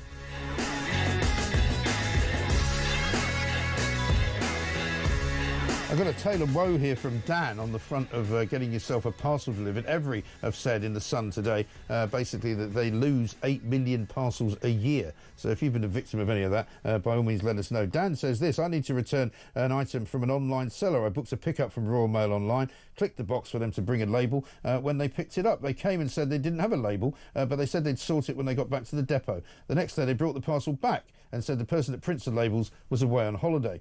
Went online again, and it wouldn't let me print my own labels, so I arranged for them to pick the item up again. When they came, they said despite the fact the person who prints the labels has returned, they still can't print one, so they suggest I either go back to the original online supplier and ask them to sort another return or use another company.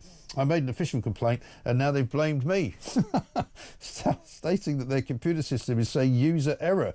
Since when has their computer system been reliable? I mean, it is a bit of a nightmare, isn't it, out there? Beware of parcel companies, because you might not get what you think you're getting. Let's talk to Jack Elsom, Chief Political Correspondent at The Sun. Jack, very good morning to you.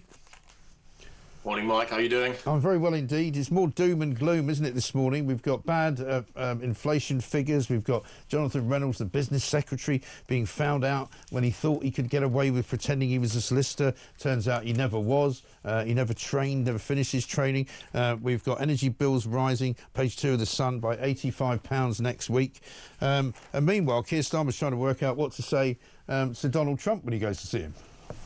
Yeah, never a dull day, is it, in politics? It might be recessed in Parliament, but politics very much continues as it is. I mean, let's start with these Treasury figures today. I mean, Rachel Reeves, this is the last thing she needs at the moment. Inflation up to 3%, the highest it's been in 10 months. Yeah. So if you're looking around at her track record so far, we've got inflation going up, we've got taxes going up, we've got next to no growth, we've got spending cuts on the way. And I think that many people that put their trust in Labour last July to essentially just catch a break and try and make ends meet after years of cost of living crisis are going to be thinking what they voted for. Some people might give her time to turn these things around, but if you look at the latest polls yesterday, it shows that some have already seen enough, and Reform are the big beneficiaries of this.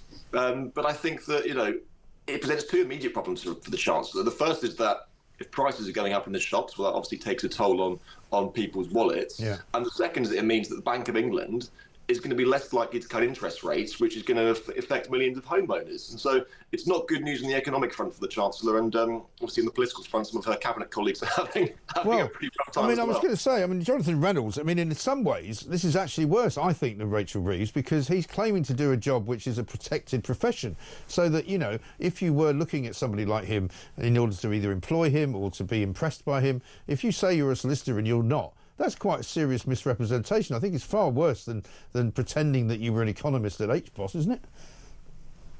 Well, it's at best very foolish and at worst pretty deceitful. Yeah.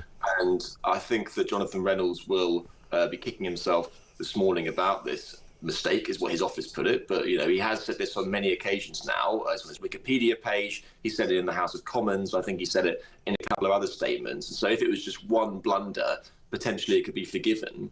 But the fact that he said it on numerous occasions makes you think that it's something even more duplicitous. And so I just think, and the fact that it's happened again, and there wasn't a sort of almost an audit of government ministers' LinkedIn accounts after Rachel Reeves's debacle, makes you just think, is there something wider going on here? And I think that in politics, I know we hate to use this word, but optics is everything. Yes. And it may seem trivial that it's, just a sort of gradually inflating your job. Lots of people do it.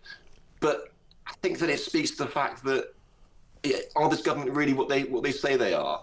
And it sort of speaks to a wider issue of trust here. And when you lose trust in politics, it's incredibly, incredibly difficult to get back. Yeah. And you say everybody does it. Not everybody does it. And certainly you shouldn't be doing it if you want to run for office, because the whole issue of trust is now in question with this government. And it wouldn't be a terrible, terrible day if this was the first time it had happened. But this is like, yet another cabinet minister in more trouble that they've made for themselves, basically, all the way back to Lou Hague, who was convicted fraudster, to the anti-corruption minister being investigated for corruption, Tulip Sadiq, to what's-his-face, Andrew Gwynn, to Rachel Reeves, to now this guy. It's just, it doesn't stop.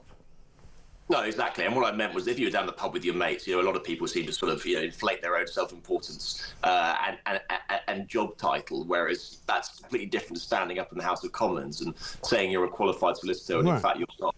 And I think that, Jonathan Reynolds here has got some questions to answer about it. It's obviously now as part of a wider picture and seen in the context of Rachel Reeves's CV debacle. And I'm sure when Kevin Hollinrake comes on your show a bit later, he'll be gleefully punching that bruise and trying to keep this one going, because it's a mess of their own making and they deserve to take a kicking over it. Yeah, I certainly hope so. He's going to be coming on in a second. Let me just ask you about the story in front of the Times as well. 3 million universal credit claimants not hunting for a job. They've talked about reforming welfare in the Labour government. It doesn't look like they're managing to do much with that. We've got so many people in the economy seeking universal credit, claiming it, getting it, and have no intention of actually working. This is actually, I think, the biggest scandal currently in modern politics is the amount of people on the welfare bill. 3 million people with no requirements to look for work whatsoever. That is a 319% increase since 2020. Yeah. Most of that driven by GPs signing people off sick, either through mental health or through musculoskeletal problems like back pain. But the problem is that many of these people will be able to do some form of work, even if that's from home or some light tasks. We talk about flexi working these days. You don't have to go into an office to do work if you say you have anxiety to do it. But this is costing us eye-watering amounts of money. The drag anchor on the economy is unbelievable. By 2030, the sickness benefits bill alone is going to cost north of 100 billion. Yeah. It's currently at 60 billion. We're talking about trying to find $1 billion here for the defence budget or $1 billion here for the NHS. All of that could be solved with the stroke of a pen if we just got a bit tougher on the welfare bill. And it is a boil which successive governments haven't lanced. Liz Kendall says she's going to do it. She's coming out with a few measures, she says, in a green paper in a few weeks' time. It needs to be something radical, because if it's just more window dressing, it's really not going to cut it. Yeah, no, I think you're absolutely right.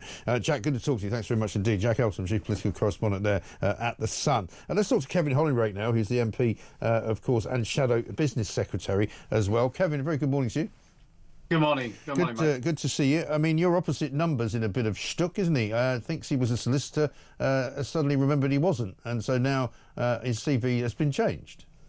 Well, just to clarify, I'm actually Shadow Housing Communities Local Government and Levelling Up. Oh, sorry. So he's not my opposite number, but he was my opposite number when I was Post Office Minister. I know I was got on very well with Johnny, and I think he's a decent person, but it appears he's made a very significant error here, and he's clearly got a case to answer, and he's got a right to reply, of course, but you cannot mislead Parliament and without there being consequences of doing that. And I think if he has said he's something that he's not, that's not right.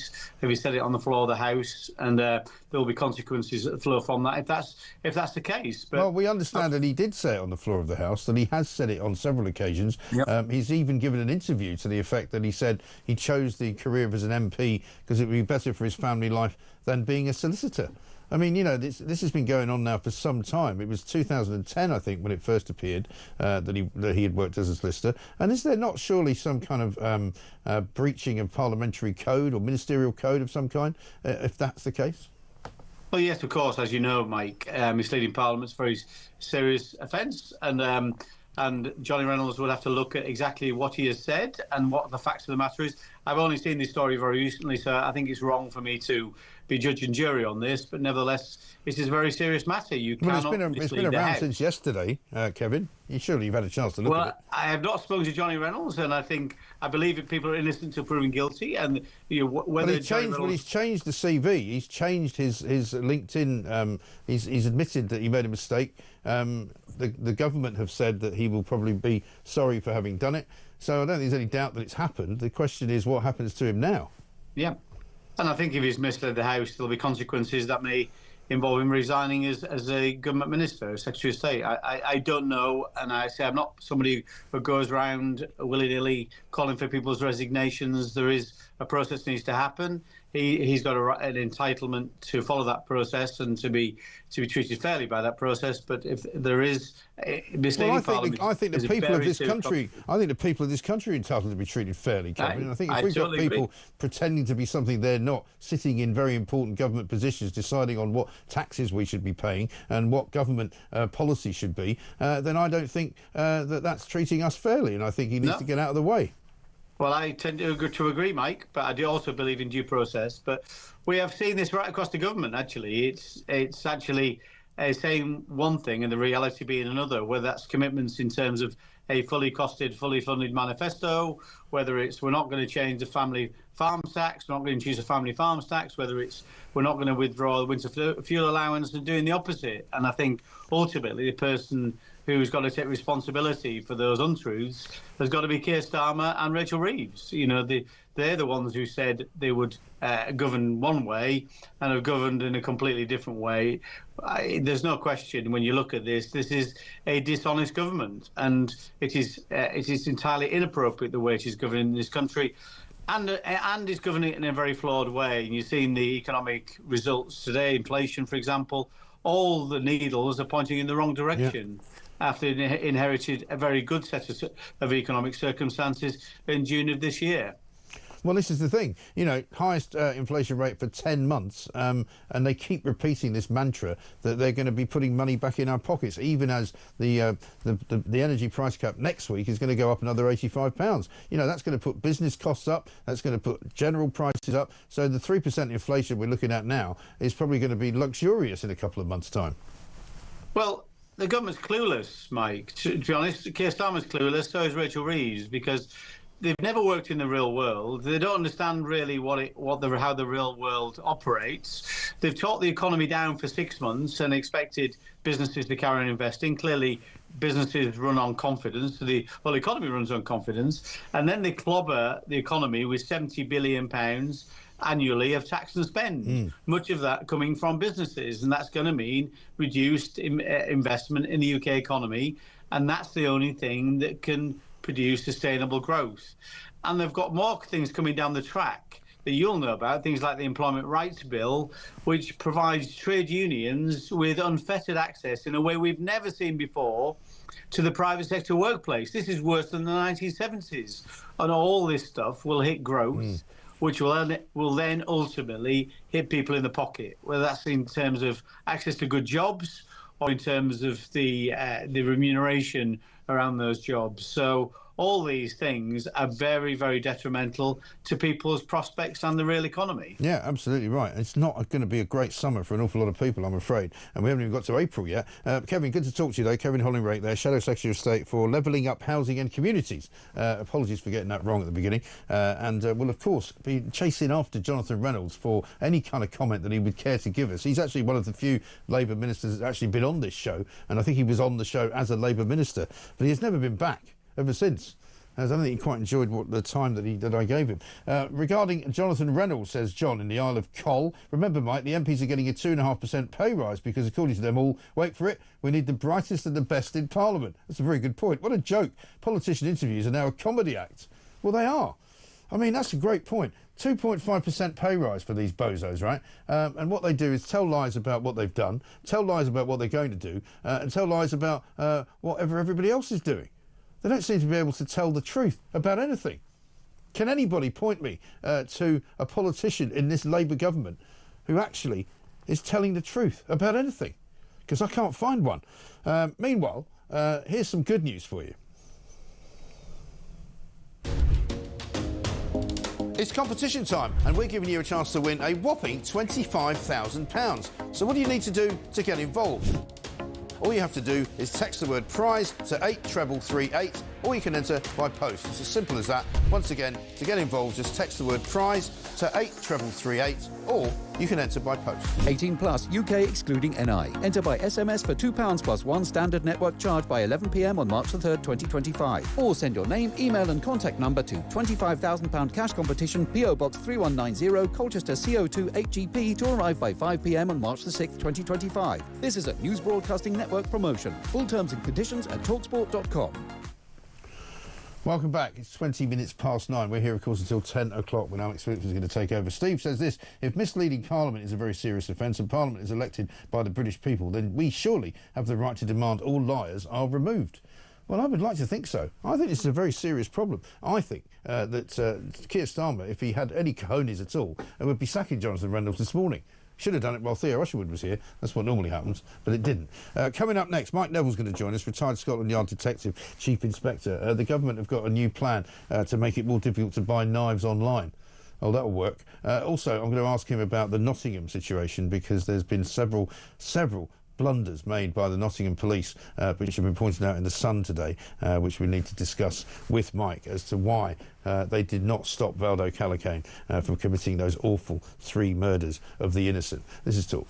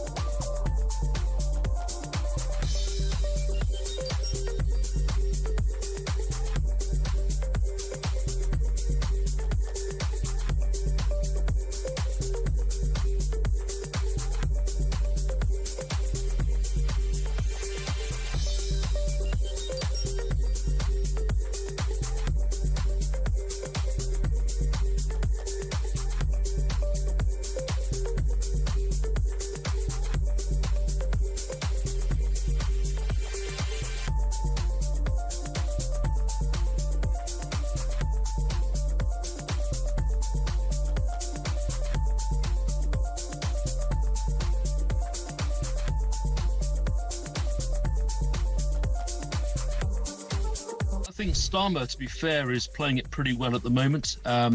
We've had the European summit on Monday yesterday. It's very important, I think, that the European nations have an idea of what they would do with every eventuality. So quite clearly, Russia loves the idea of being back at the table. Russia sees the world being divided up into three key power blocks, China, the US and Russia. It plays to the narrative, but ultimately this is about European security, and therefore European nations must have a say in what the future looks like.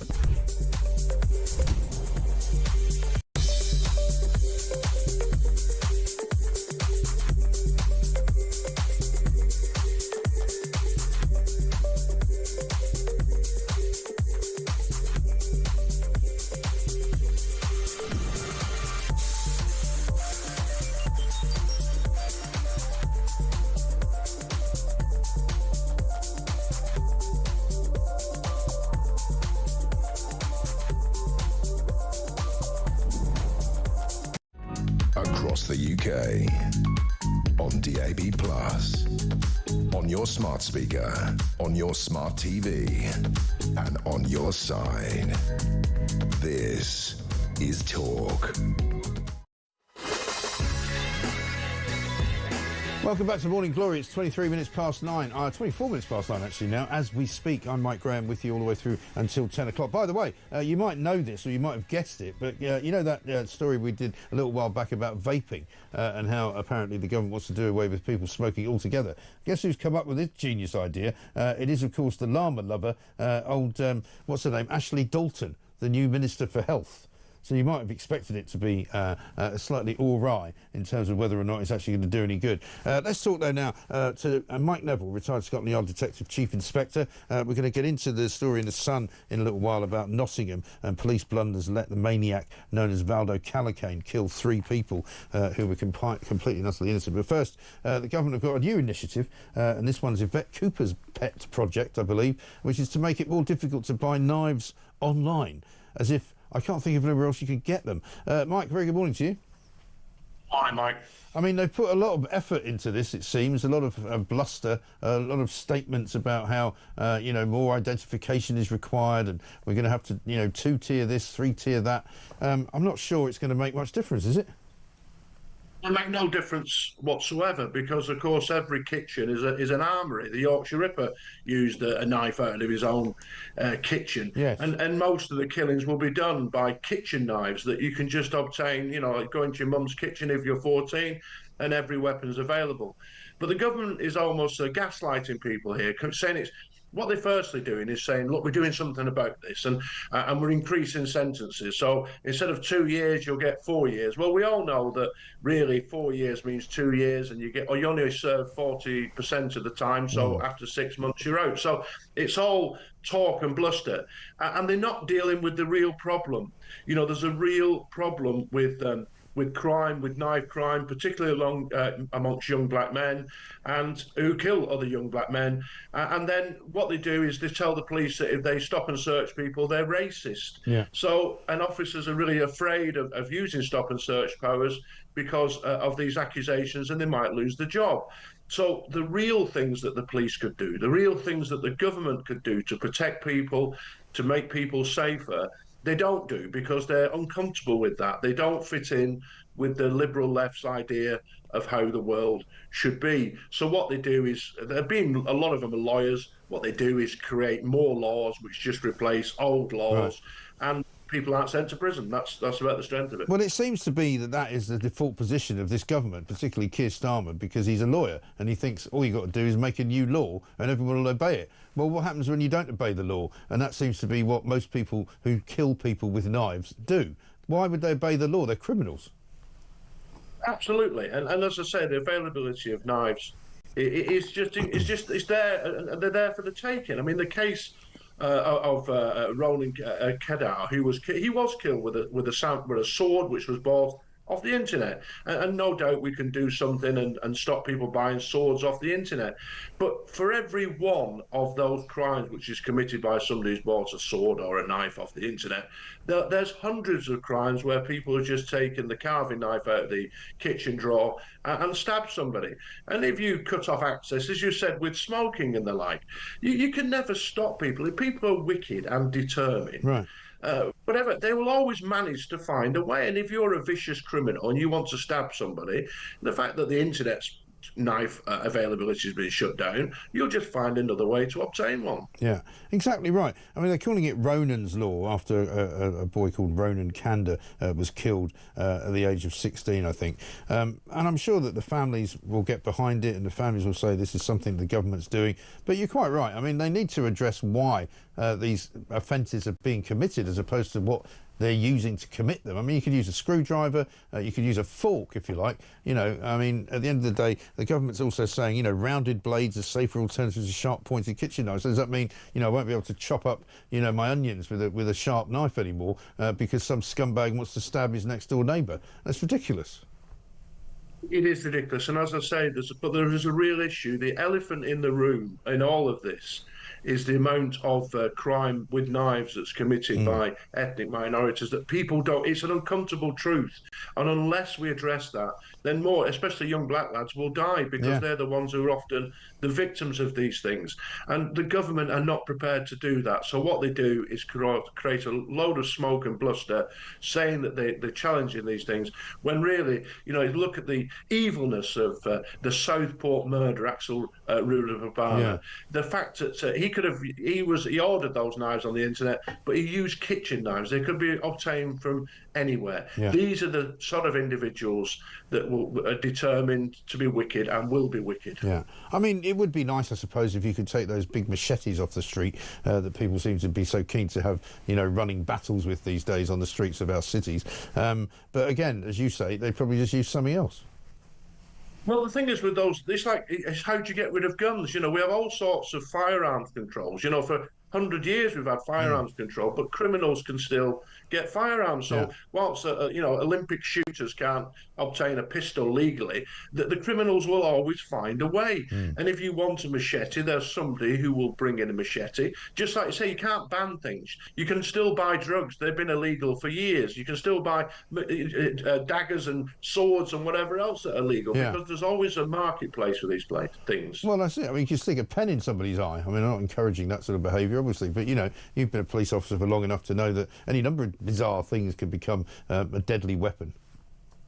Well, absolutely. If you look at prisons, people sharpen up the most weird and wonderful things to inflict injury on people. So there's always a method of doing this. And as I say, this law, trumpeted, it's just another thing that won't make any difference. There's only so many police officers, and if those police officers, as I've said, are scared to use stop and search powers because they think they might be accused of racism. And I think the greatest example of this is the Manchester Arena bombing, where a security guard saw the bomber, but because he was Asian, he was afraid to say anything in case he got accused of racism. That's how mad the world is, Mike, that a bomber is allowed to kill more than 20 people because somebody who's tasked with our security is afraid that being called a racist will mean he loses his job. That's how far down the track we've gone. Well, I wonder if that extends to this investigation in The Sun today, which is partially written by Mike Sullivan, about victims' families over in the Nottingham horror story that happened a couple of years ago. They've accused cops of having blood on their hands for 11 blunders which left Nottingham attacker Valdo Callaghan free to kill. You know, he was a man that came to this country as a student on a student visa, overstayed his student visa, later became, as far as we know it, unwell, became as mad schizophrenic. He attacked two people in a warehouse where he was working. And basically the allegation is that the police did not investigate that properly. They never arrested him at any time, despite being given plenty of eyewitness information and also CCTV as well, but they failed to download it all. I mean, it's just a litany of what didn't they do. It's incredible, isn't it? I'm privileged to know Mike Sullivan, who's a great journalist. He is. But these failings need to be exposed. And as I said, that also there is this racial element. I suggested at the time, and people are now admitting it, that they were afraid to say this man, Callaghan, should take his medication or force him to do things because it might be seen as stereotyping. And then you have the police officers as well. On top of all this, you've got officers who don't do basic things. When you speak to somebody or somebody gives you a name as a suspect, one of the first things you do is check the police national computer, because it will say if that person's wanted for any other crimes. It's the easiest way to get hold of somebody. They failed to do that. As you said, there was CCTV evidence. They didn't gather that. And critically, they didn't make arrests. And that allowed Callaghan. He was then free to commit those 3 brutal and wicked murders and also injure a lot more people. So you've got people afraid of racism, you've got failings with the medical profession, and on top of that, you've got police officers who don't do the basic things, arrest somebody for assault and check the police national computer to see if they're wanted for other crimes. Yeah. This is really basic stuff. It is basic stuff, yeah, and I think the story will not end here, I'm sure. Mike, good to talk to you. Thanks very much indeed. Mike Neville there, retired Scotland Yard Detective Chief Inspector, betraying the lack of police effort in that particular case with Callaghan, which had such deadly circumstances around it, and which really led to the innocent people who were killed.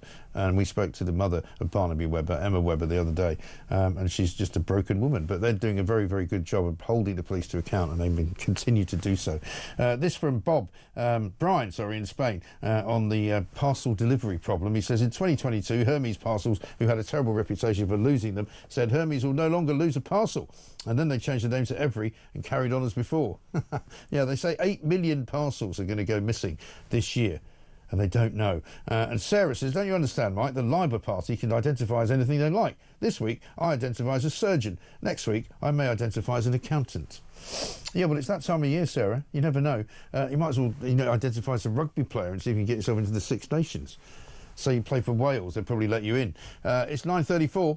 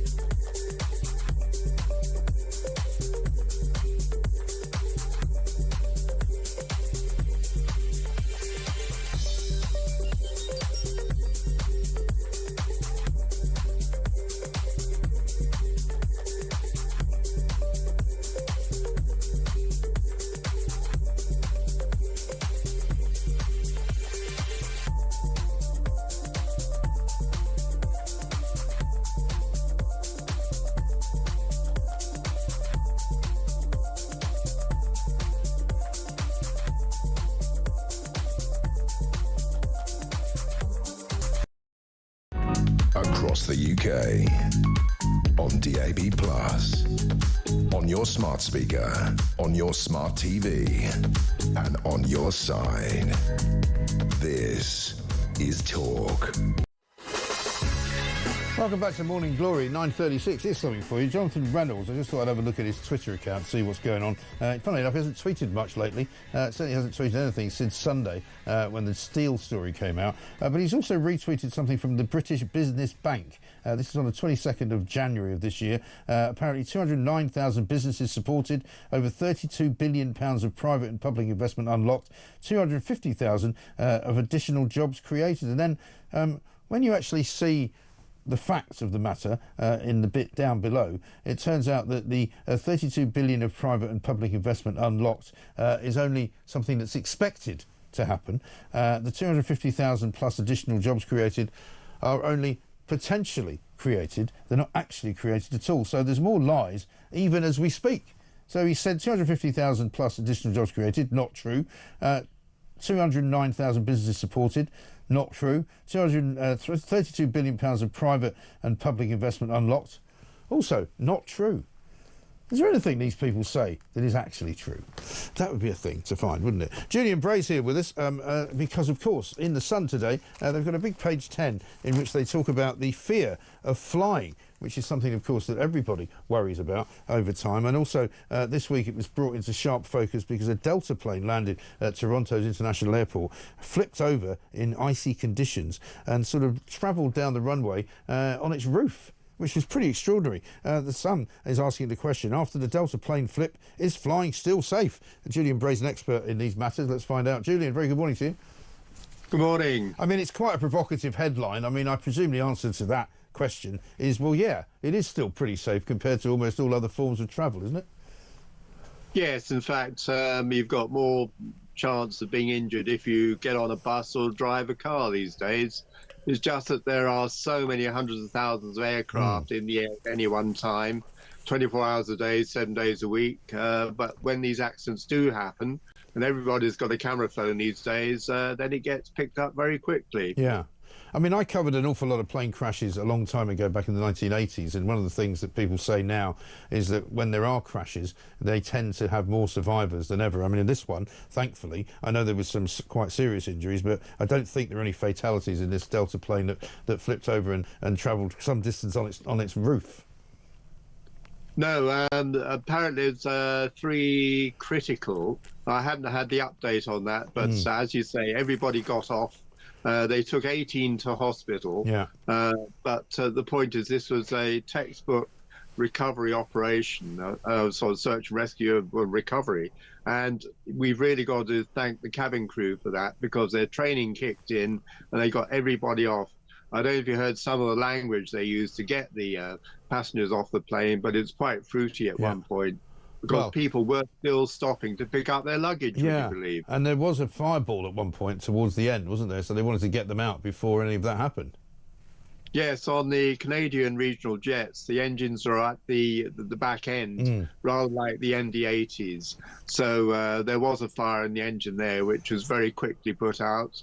The emergency services, the fire tender was on scene very, very quickly and laying foam over it, fire retardant foam. And they carried on. Right. But it's very bizarre, this one. Exactly, it's very strange indeed, because we don't really know how it managed to flip over. There's some suggestion that one of the wings may have tipped against the runway, but even at that, it's a pretty difficult thing to do, to flip a plane, isn't it? Yes, there is some later video which suggests that the plane slewed sideways, and that might have put pressure on the undercarriage, and one part of the undercarriage came away, and that would cause the wing to dig into the runway, sufficient to do it. And it was actually coming in at quite high speed on one of the videos I saw earlier. And I thought, well, can't be right. But we've got to wait for the official investigation to really find out what happened, and we get those black boxes out and start comparing the data track. No, absolutely right. I mean, the other incident, I suppose, in recent memory was the one in Washington, D.C., which looks just like it was pilot error or possibly air traffic control error. We still don't know that from the point of view of the helicopter pilot, not the airline pilot, because the airline pilot was coming in to land at Reagan National, seemingly just about 200 feet from the runway. Yes, and the other odd thing is that these were both Bombardier Canadian regional jets. One was a 700 series, and the latest one is a 900 series. So, but I don't think we can apportion any blame to the Washington, to the pilots of the CRJ, because the helicopter just came straight for the aircraft. Yeah, it seemed to fly into the back of it, didn't it? Yes, you'd think you'd be able to divert with a helicopter. That's the idea. It goes up, down, sideways, anyway. But apparently the pilot was on a night flying mission, training mission. It's a military helicopter, and basically was blind as far as the instruments are concerned. Yeah, very strange indeed. Turbulence is the other thing that keeps raising its head as well, because some think that turbulence is worse now than it's ever been. Certainly there's been a few incidents in recent sort of months and maybe the last couple of years. Is there a worse problem with turbulence now than there was? Well, yeah, we've talked about this before, haven't we? But there's a lot more reporting of it because people are aware of it. And yes, there is climate change and also routes change as well. So basically, turbulence is turbulence and wind shear. That is the other thing. Right. And the wind shear is when the wind goes up the side of a building or a mountain or whatever, and then disturbs what is effectively a vacuum above the wing, which gives the lift to the plane. If that gets disturbed, then you have this turbulence. You had the drop, if you like. You might only go down about 20 feet, but you think you've gone down 200 feet. Yeah. Such is the impact. But no, it is there. I can't say it's any worse than it has been. Just it's getting reported a lot more often. Yes, very, very much so. And in terms of just the way that that flying and the business of flying is going right now, I mean, obviously there's plenty of people, and you can find them all probably in this Labour government, who don't want us to fly as much as we would like to, all for the sake of climate change and net zero and all the rest of it. But I mean, it's still quite a precarious industry for a lot of the airlines as well, isn't it? I mean, there's none of them doing brilliantly well. No, but they still seem to be investing in new aircraft, and well, in fact, Ryanair are trying to get the aircraft out of Boeing, and Boeing aren't producing them fast enough. So that might cause a problem this summer, by the way, for you holiday makers. Oh, really? Don't expect to pick up cheap last-minute holidays because the flights won't be there to take you to your destination. They're quite worried about that at the moment. So let's hope Boeing can pick up production. Let's hope so. Yeah, I mean, it's what they do, so they really should be able to actually turn out a few planes. But listen, great to talk to you, Julian. Thank you very much indeed. Julian Bray there, talking about the column in The Sun on page 10 today about the dangers of flying, obviously spurred on by the accident that they had in Washington just the other week, and also this week, the Delta plane that crash-landed in Toronto. Fortunately, so far at least, no fatalities. Brad says, morning, Mike, in Cambridge. If Reeves can self-identify as an economist and Reynolds can self-identify as a solicitor, I'm going to self-identify as Prime Minister and pull us all out of the ECHR. Very good. Well, how about if you self-identify as somebody who doesn't pay tax? How would that go down?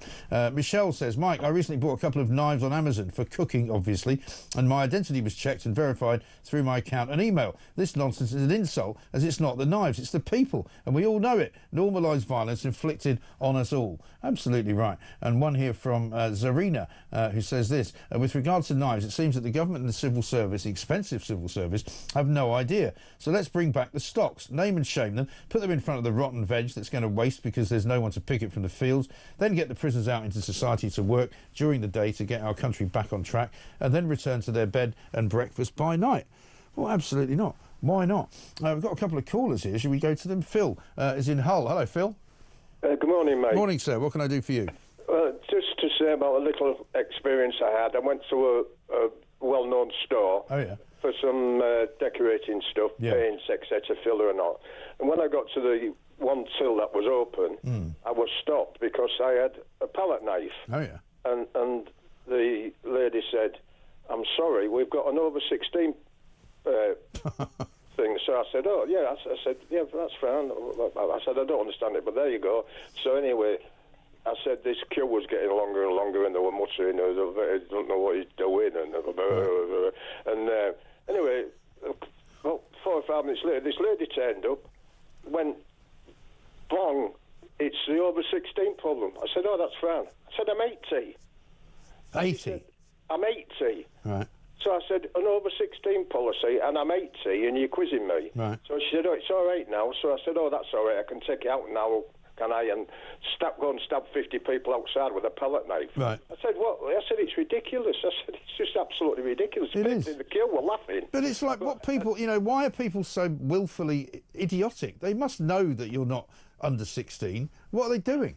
But the other thing was, I came home and I said to the wife, I said, just stop and look in this kitchen. Yeah. I said, there's 30 things here that I can kill you with. Right. So I said, why do I not need to go on Amazon? I know. I said, that's another ridiculous thing. I said, they brought something out this morning, and I said about Amazon. I said, what you need is stop and search. If you're caught with a knife, if you're not a tradesman or anything, then you go to prison. Yeah. No messing about. Exactly. I think it's the only way, isn't it? But you're not going to stop it by stopping 80-year-olds from buying palette knives in a shop. No. Could I just say something quickly? Please. Flippantly, because before I played football for England and rugby for England, I was an astronaut, and then before that I was apprentice surgeon. Brilliant. And then, does that qualify me now? It does. It does. How How are you on the being a solicitor? How are you doing on that one? Well, I did it for a bit, but I didn't qualify. Well, you're certainly able to be the business minister then. Well done. Brilliant call. Phil, thank you very much indeed. John says, put signs up and advertisements on buses, etc. Clear message. Anyone entering this area of the city is liable to stop and search, whatever your colour, age, ethnicity. No excuses. You've been warned. They can't claim racism as a reason. Yeah, I think that's fair. Put the signs up. I mean, they've put all the other signs up, like 20 miles an hour signs, which people are complaining now are too small, so they can't see them, so that's why they speed. Yeah, good one. Also, signs that say, please be kind, on bus stops and on the tube. Other signs, I saw another one yesterday, considerate constructors, in a part of London where literally they had completely shut down the road and put up a temporary traffic light, which was holding up traffic for up to 10 minutes. That's not considerate constructors. You can't just make a sign and say, I'm a barrister, or, you know, I'm a solicitor, or I'm a very brilliant Nobel Prize winning scientist. Please give me some work. Yeah, in the Labour government. It's 9:48.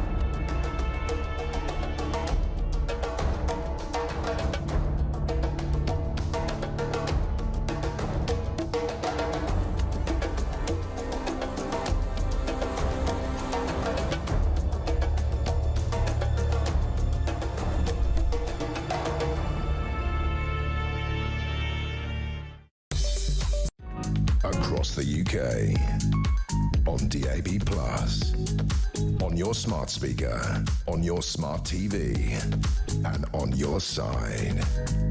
This is Talk. Welcome back to Morning Glory, 10 minutes to 10. I'm Mike Graham. Roger in Dorset says, good morning, Mike. Professional qualifications formally demonstrate a person's expertise. Doctors and pilots are obvious examples, not to mention lawyers. What sort of message does this send young people who are now studying to embark on their careers? Well, exactly. It's complete madness, isn't it? Completely and utterly bonkers. Dennis in Woking, stay where you are. We're going to come to you in a moment. I know you've got something to say about Keir Starmer. First, though, let's have a listen to Esther McVey, the former Minister for Common Sense. She was on the show a bit earlier.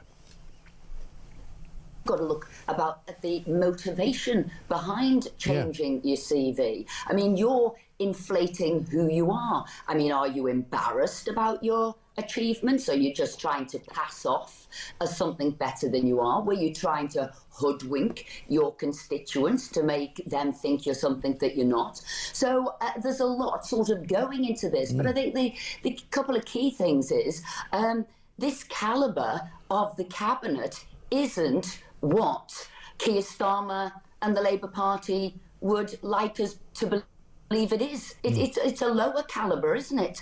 It also shows now you can't believe a word they say. Keir Starmer had said they would be whiter than white, they would be coming in and raising the standards. Well, apparently not. And Keir Starmer, as he never lets us forget, a former DPP, he should be taking this really seriously, that, you know, a minister of his is pretending, passing himself off as something else, and as I said, breaking the Solicitors Act 1974. So really, he should be fired. Yeah, he should. But of course, if it was an isolated incident, you might even be forgiven for being generous and saying, well, you know, people make mistakes. But this was on his record, if you like, for nigh on 14 or 15 years. He even declared it to Parliament that he'd worked as a solicitor. We've even got him tweeting about it in 2011.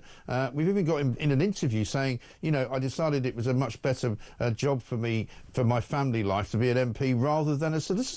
I mean, I would say this casts massive doubt on the fact that he's maybe another congenital liar that just can't tell the truth, can't lie straight in bed. Well, you know, the story seems to be growing.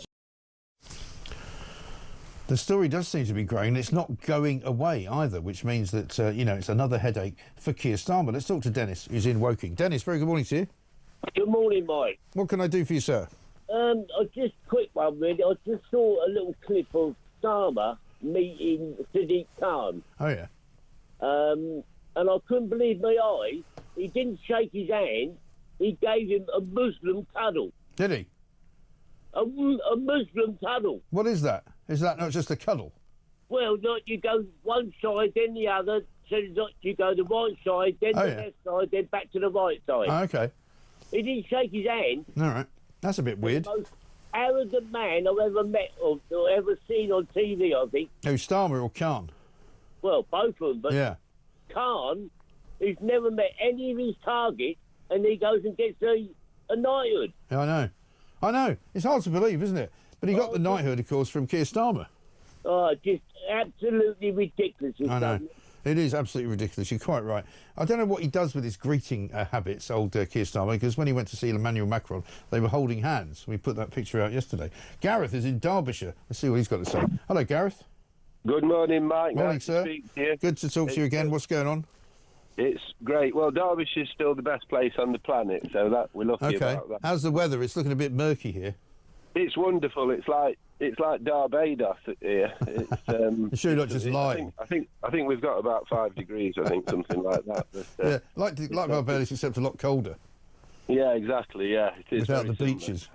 Yeah. Well, we've got limestone and caves like they have in Barbados. Okay. We just don't have the sea. Fair enough. But, yeah, so Labour. Can you remember when Boris Johnson was in? Yes. Didn't they make it part of their strategy to basically call Boris Johnson a liar? They did.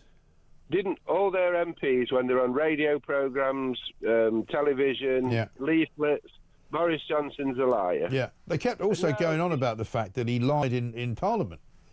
You know, now it's coming out, you know, with Rachel in accounts, you know, she's sort of the closest that she is to an economist is that she's economical with the truth. Right. And now we've got Jonathan Reynolds. What is he making out as a solicitor? He said he was a solicitor when he never ever qualified as one. He trained as one for a little while, but being a trainee solicitor is not the same thing. And as people have said, you know, these are jobs which are trustworthy jobs. Pilot, you know, astronaut, solicitor, all manner of things to do with the law. Police officer. I mean, you can't pretend to be a police officer. You can't pretend to be a solicitor. Well, that's it. The next thing we're going to hear is Angela Rayner was an astronaut, or she's trained to be an astronaut. Yeah, although she bought she bought a second home on the moon or something. Yeah, the Minister of Sport scored the winning goal in the FA Cup final. Yeah. Yeah, but it is a pattern, isn't it? It's almost as though they're ashamed of where they've come from. You know, this guy, Jonathan Reynolds, is basically a councillor. That's what he did. That was his last job, and then he became a politician. So, you know, what's wrong with that? No, there's nothing wrong with it. if you're a councillor, that's a good stepping stone to be an MP. Yeah. But you don't need to. No, you don't need to embellish or be economical with the truth like Rachel in accounts. You just don't need to do it. No. And well, it's all coming out now. The problem is we've got about 4 years left of it, which is going to be. Well, you know me. I always say it at this point in the conversation. I still think something will happen and something will dislodge them. I still don't know what it is, but it's coming. It's like it's the death of 1,000 cuts, isn't it? It's coming slowly. But I think it's definitely coming. Gareth, good to talk to you. Thank you very much indeed. Kate in Stockport says, regarding Jonathan Reynolds, is there anything less fake than this pretend, lying, dismal government? Starmer's reshuffle is going to be like Mr. Ben, with various no-mark politicians going into his office and after a rummage in the dressing-up box, coming out with glittering careers, as if by magic. The shopkeeper appears. I can see that happening, actually. Malcolm's in Oxford. Let's see what he wants. Hello, Malcolm. Good morning, Michael. Morning, sir. I'm very well. How are you doing? I am so better off under this Labour government. It's unbelievable. Are you counting the pounds or the pennies? Oh, I'm so better off. I've had my £200 a year heating allowance taken away from me. Yeah. I've had a letter from the Thames Water that's put my metering up by £16 a month when I was only paying 25 anyway, so it's now going to be over 30. I've got this, that and everything else. The council tax payments are going to go up. Yeah. Inflation's gone up. Yeah. My pension, I get my pension for every pound they give me. They take 20p away on tax. Incredible. What a marvellous country I live in. I know. I'm going to go down to the coast. I'm going to sit in a dinghy and I'm going to get a bloody hotel, 4-star hotel. And you should be. Just remember to be grateful. A rocket in the garden, which will make me an astronaut. Yes. Yeah, come on, Britain. Come well on, done. Labour. Thank you, Malcolm. Very well said. Let's give us a cheery end to the show. Malcolm in Oxford there, very happy about the way things are going. They're going so well, aren't they? Alex Phillips was here. Hi. Inflation's up to 3%. We haven't hit April yet, but we will be soon. And actually, this isn't even factoring in the price increase. There's sort of a huge uptick in employers' national insurance, which is going to whack up all prices when people have to start paying the price cap on energy going up another £85. That will send everything skyrocketing. So I was speaking to someone the other day who said to me, extremely seriously, we could see within the term of this Labour government the UK having to go to the IMF. Yeah. No question. That's mad. No question. Just like the 70s. Well, they're trying to recreate the 70s and with their Employment Rights Act, right? Yeah. Only it'll be worse than the 70s because in the 70s we didn't have mass immigration, which is now also crippling the economy, and we didn't have a whole load of crime that we now have. But also, I mean, we're on the precipice of quite a sort of alarming situation because in the 70s,